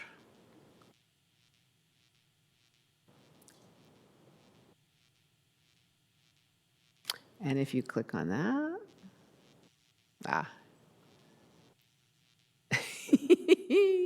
that happens all the time. No, that's okay. We'll get there. We'll get there. But I think citizens don't have to have that, do they? Do they have to have a password? To order mulch now, I believe so. Yeah, okay, you do? That's part of the new Yeah. utility billing. Greg, Right. can answer that? All right. Not to put So are Greg, there but yes, things- I believe so. Okay, so maybe there's something we don't need mulch for? We don't need a password for? All right, let's try this one. What school does my child go to? Does that work? I didn't ask you guys. No, you're saying no. All right, we won't do that one. How We about why won't do my that. bills are so high? Oh, the water bills, yes, thank you so much for our rehearsal. Why are my water bills so high? It's actually a question I'm asking. Oh, yeah, no, people are asking this all the time. There we go. That was better. Yeah. That one's better. And you don't have to do the password to get that answer. Right, I'm sorry. Who is the chair of the county board? Oh, that's a silly one. No, that's not a silly one. I want Was to make sure Libby- it gets it. There we go. Read Libby's bio. Love it. Okay. David's breathing. There we sigh of go. relief All right. Have you got a question? We'll just keep moving. All right. I think they don't want to play with it too much. No. Actually, how many questions can they ask? How many questions? So right now, we are at about 860 plus. And So right now we're at growing. 800. All right, about 860 questions. There is a neat one. So the next slide is the word cloud. The next one. So this one's good, and we will keep moving. But actually, there's some things that Ava can do that are kind of cool, that are helpful for information. Unfortunately, we weren't able to pull up the data here. I can actually send folks, Okay. have a side What conversation. it does, it actually shows, it'll show you in the words cloud where most of the requests are coming, and trash comes to the top. And so what they're able to do is they're able to look at it and say, okay, they're getting a lot of trash questions, why? And maybe we ought to put questions in there to address that going forward. So this is called a virtual assistant. Right now it's text, but it easily can be voice. So it'd be like Siri or something like that. You could say, oh, Alexa, say, could you find this for me? And we really think this is the way to go, because what it is the computer's doing the thinking behind us, and it's generating analyses that we can then reduce somebody having to wait on a phone line. And it learns. And usually when you ask it a question it doesn't know the answer to, it will come back with a number to call. I mean, that was sort of the thing with the schools question. It will come back to something. I'm actually encouraging us to get it up on this is only a DES. I'm encouraging us to have it on the homepage with coronavirus questions so that you can ask coronavirus questions, because I think we're getting a lot of those, and that may help. So, and one last thing, just a little more on the word cloud, which was pretty cool. So they showed me the one that they'd been getting for the last couple months, started in November, and holiday was real big, and trees were real big, and recycling was real big, and that was because of when it was done, they'd gotten a lot of inquiries about how do I recycle my holiday tree. And so you could possibly, if you start looking at that, it gets tossed, you may start seeing the questions that are coming in on, say, high water bills before we get the angry emails, possibly. And that, you might have an idea of kind of what's out there in the community, and that might be helpful, so I kind of like that. All right. We can keep moving, thank you. Okay, back to the slideshow. Back to the budget one. A budget reflects a 14.2% increase. And if you go to the detail on that, we have 5 FTEs we're asking for. One of them, we've refreshed all the conference rooms here, and we need in the Bosman building. We'd like to have somebody who could provide support for that. The individual we have in mind for that is actually one of our management interns. We have a program we'll talk about later in the compensation discussion about what we've been doing with that. But if we can bring young minds into the workforce, then it's a plus for us all. This gentleman comes from Bogota, Colombia, went to Northern Virginia Community College, was working at Randolph's Bakery, and said, I need a job. And we brought him in and trained him, and he's now proficient, and we're so reliant on him to provide this type of support. And we're going to try to do this in other areas as well. We've got 3 network staff who are on board right now performing jobs. We're going to ask their contractors. We're asking them to become FTEs. They're very interested in joining us. We're still at that stage where we're recruiting people to come here. And they like the vision we have in the county, and they want to come work for us. And so those 3 are being planned. And lastly, one of the things we're going to be doing is starting the refreshment of our enterprise resource planning tool, which we call PRISM, and we're hiring a program manager for that, management person for that as well. That's one thing that John didn't touch on, but we're doing is really a focus is retirement of our technology debt. We have a number of major systems that were developed well before the iPhone, And so if you think about it, they're showing their age. And so this is one of them. At the end of the month, the treasurer and commission are going to be releasing their new assessment and revenue collection system. If they're still on board here staff-wise, we don't have to lose any of them. But that'll change how you pay your taxes in the county, a refreshed front end. That'll have security in it and allow you to access it from a mobile phone. So those are attractive. So a lot of things happening in that area as well. Next slide, and bring it to a close here. What are the key budget considerations? I think if you had to look at one, it would be workforce recruitment and retention. That's going to be a challenge we have, and as I mentioned earlier, we're going to have a further discussion on some ideas we have in terms of leveraging our university partners, community colleges, and the schools, K through 12, if we can find ways of getting them, people to come into the workforce. There are a lot of people out in the colleges and universities who have a civic mindedness and look at government and say it's not such a bad place to work, and will try to come work here. Then there's a lot who say, forget that, I'm going to take the money and go. So we recognize if we can get those people who have that civic mindedness, we'd be able to create a workforce that we can grow over time. That is my presentation. Thank you for your time. Thank you. Thank you very much. We have our commissioner, I think, for the ITech Commission, Information Technology Advisory Commission. Are we still calling it that, Mary? Yes, we are. Commission for short. Tech Commission for short is great. Right, we do. Mary Cornell, thank you. Thank you. Thank you very much. Appreciate the opportunity. And first, we wanted to really commend the county for dealing with security as a top priority. We were delighted and think it's a really good investment, and we certainly support that. So generally, the commission, when it was bereaved, supports the budget. Of course, there are some ongoing concerns, but by and large support it. We also, and I provided you'll have this letter, but also AIM is also a resiliency issue in addition to security, because AIM, the radio station, those who don't have internet access, that's one of the ways we can communicate with them. So we want to make sure that we're looking at resiliency in all forms, right? So we'll wanted to highlight that.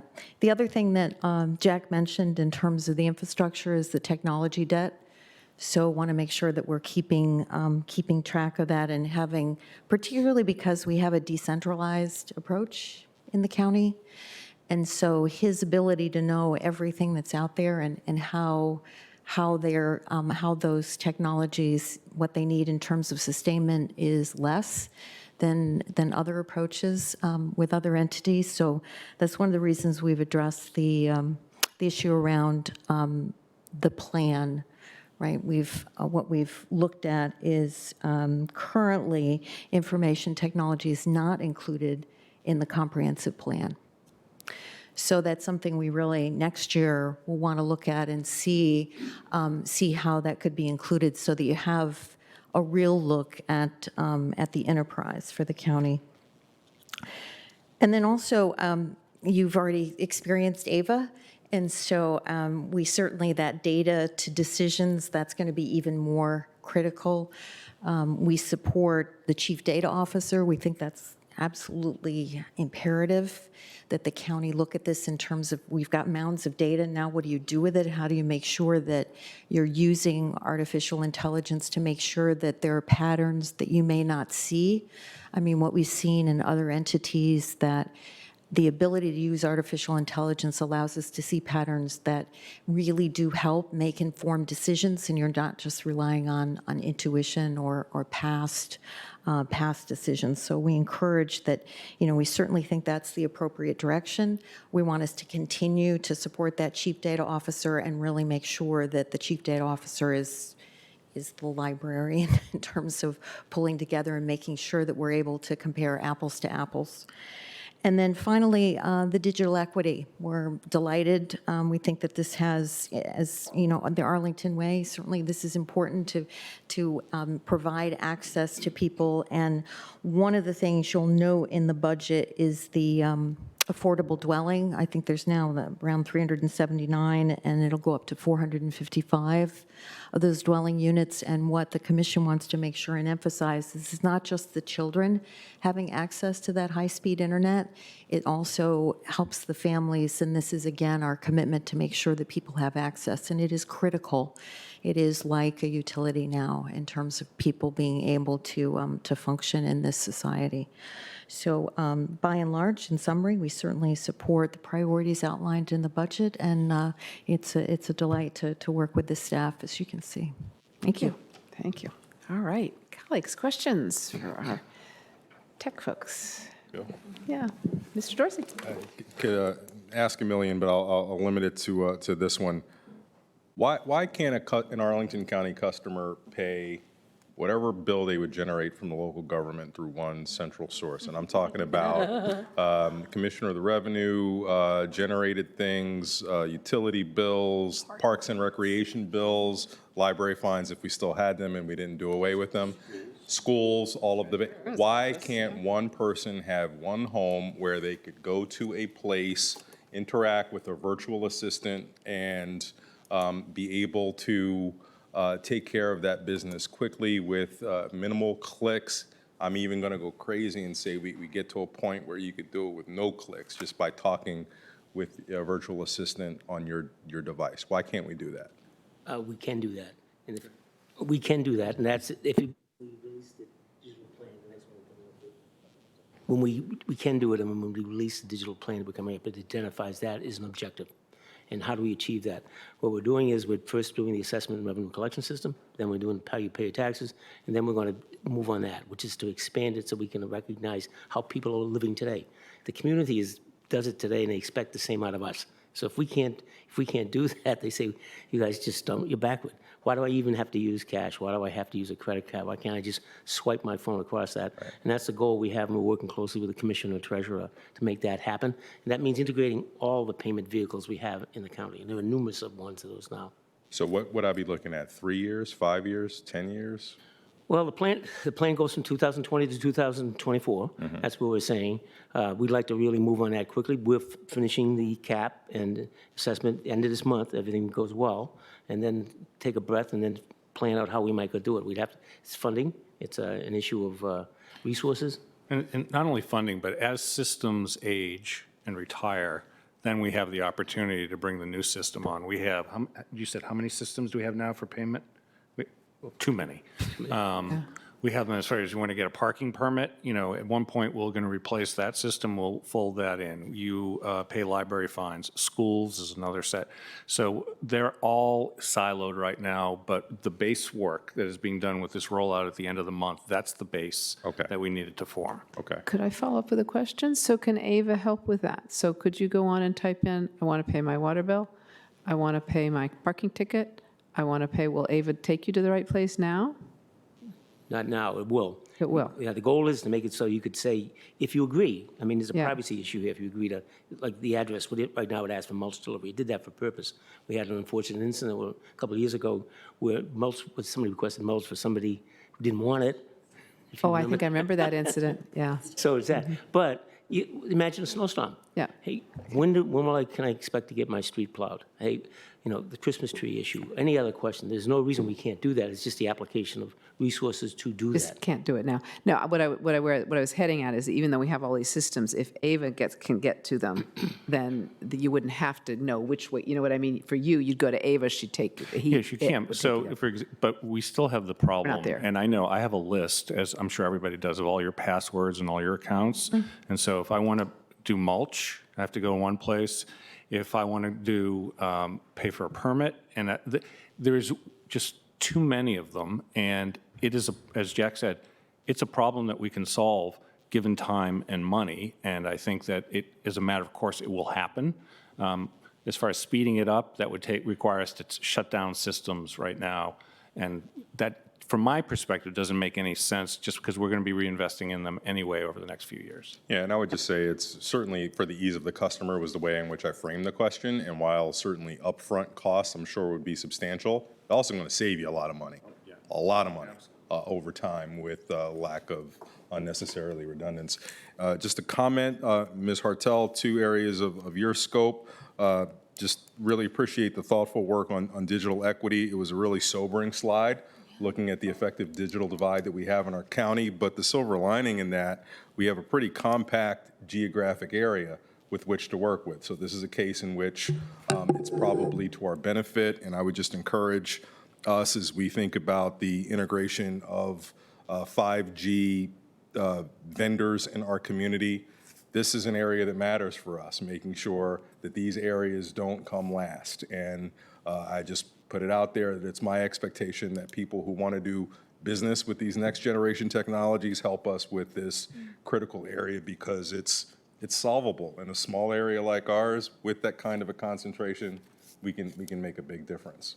And then the other thing, just with the smart community initiatives, I know you are, but I just want to reinforce that we should engage with the broader regional effort sponsored by the Board of Trade, just so that we don't become the kind of community that gets caught up with what all these wonderful toys can do, and we really figure out how they serve the public interests and actually help people from an equity, efficiency, and opportunity standpoint, as opposed to just getting excited about all the new gadgets that are out there on the market. Exactly.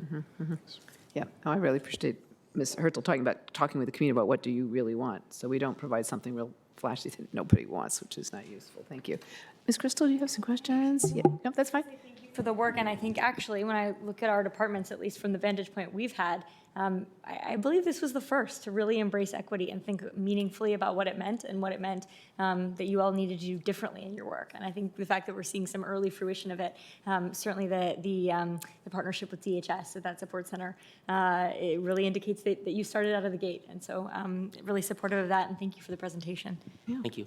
Mr. DeFranti.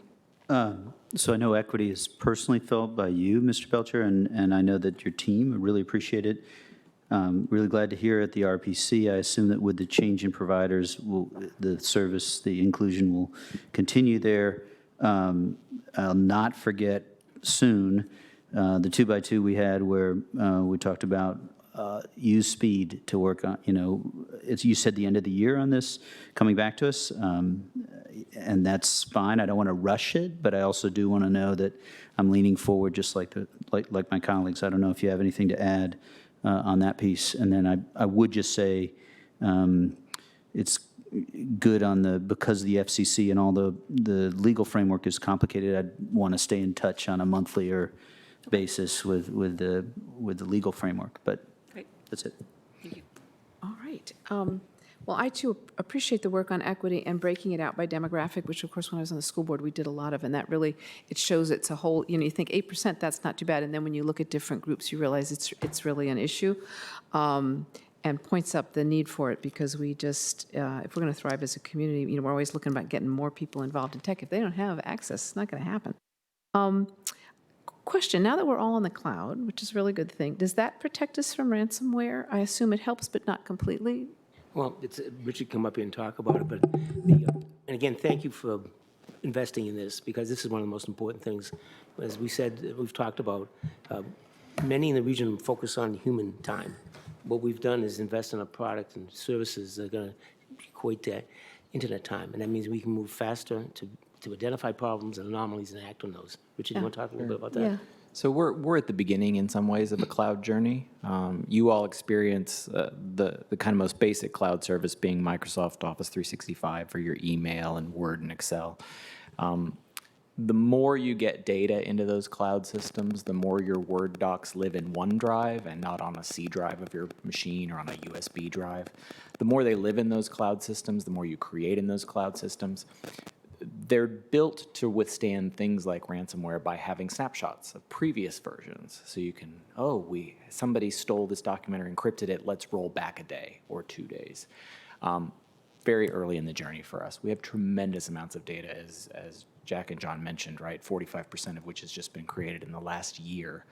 For us, some of that is cloud native, much of it is not. And so we're on that journey to move as much as we can into those cloud systems to get some of those safety features.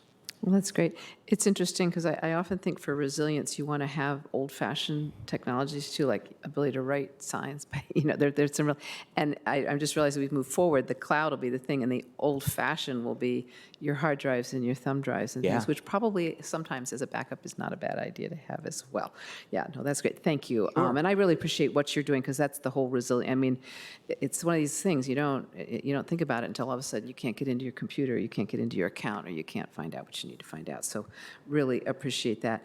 First responder localization, I was wondering, are we sort of thinking at some point, say, I don't wear a badge, but maybe I should, but most of our employees do, that the building will know who's in the building because you've got your badge on and they'll know where people are, so that some of it is who's here and who's not here or who's missing, and that's part of what we're trying to do? Yeah, I would just say that the issue of responder location in the building is like the holy grail for the response community. And what has been the real obstacle is not a coordinate on a floor, but the ability to track people in what's called the Z coordinate, which is the vertical. But we are hopeful, as Holly described before, that with Internet of Things sensors being able to pick up with the networks that the site plan condition already requires, and perhaps augmentations to those networks, that we will be able to track the individual responders and know who they are, which unit, at least which unit they are with, based on their orientation in the building, where they've been assigned, that sort of thing. Great, thank you. Now, I will get, when you've got these tall buildings, it doesn't help to know that they're kind of there if you don't know what floor. Yeah, they call that the Z coordinate. Z coord, okay, cool, thank you. I think that was the last one of my questions. Updating Prism will be great. We can get that done. Updating Prism will be really good. Thank you. I get kind of spoiled because if I have to deal with Prism and I find it too hard, I just ask somebody to do it, help me with it, and not everybody can do that. So I'm glad we're there. Mr. Manager, if you got something you'd like to say. I did want to, because Yeah. Jack did touch on it, I think it's incredibly important.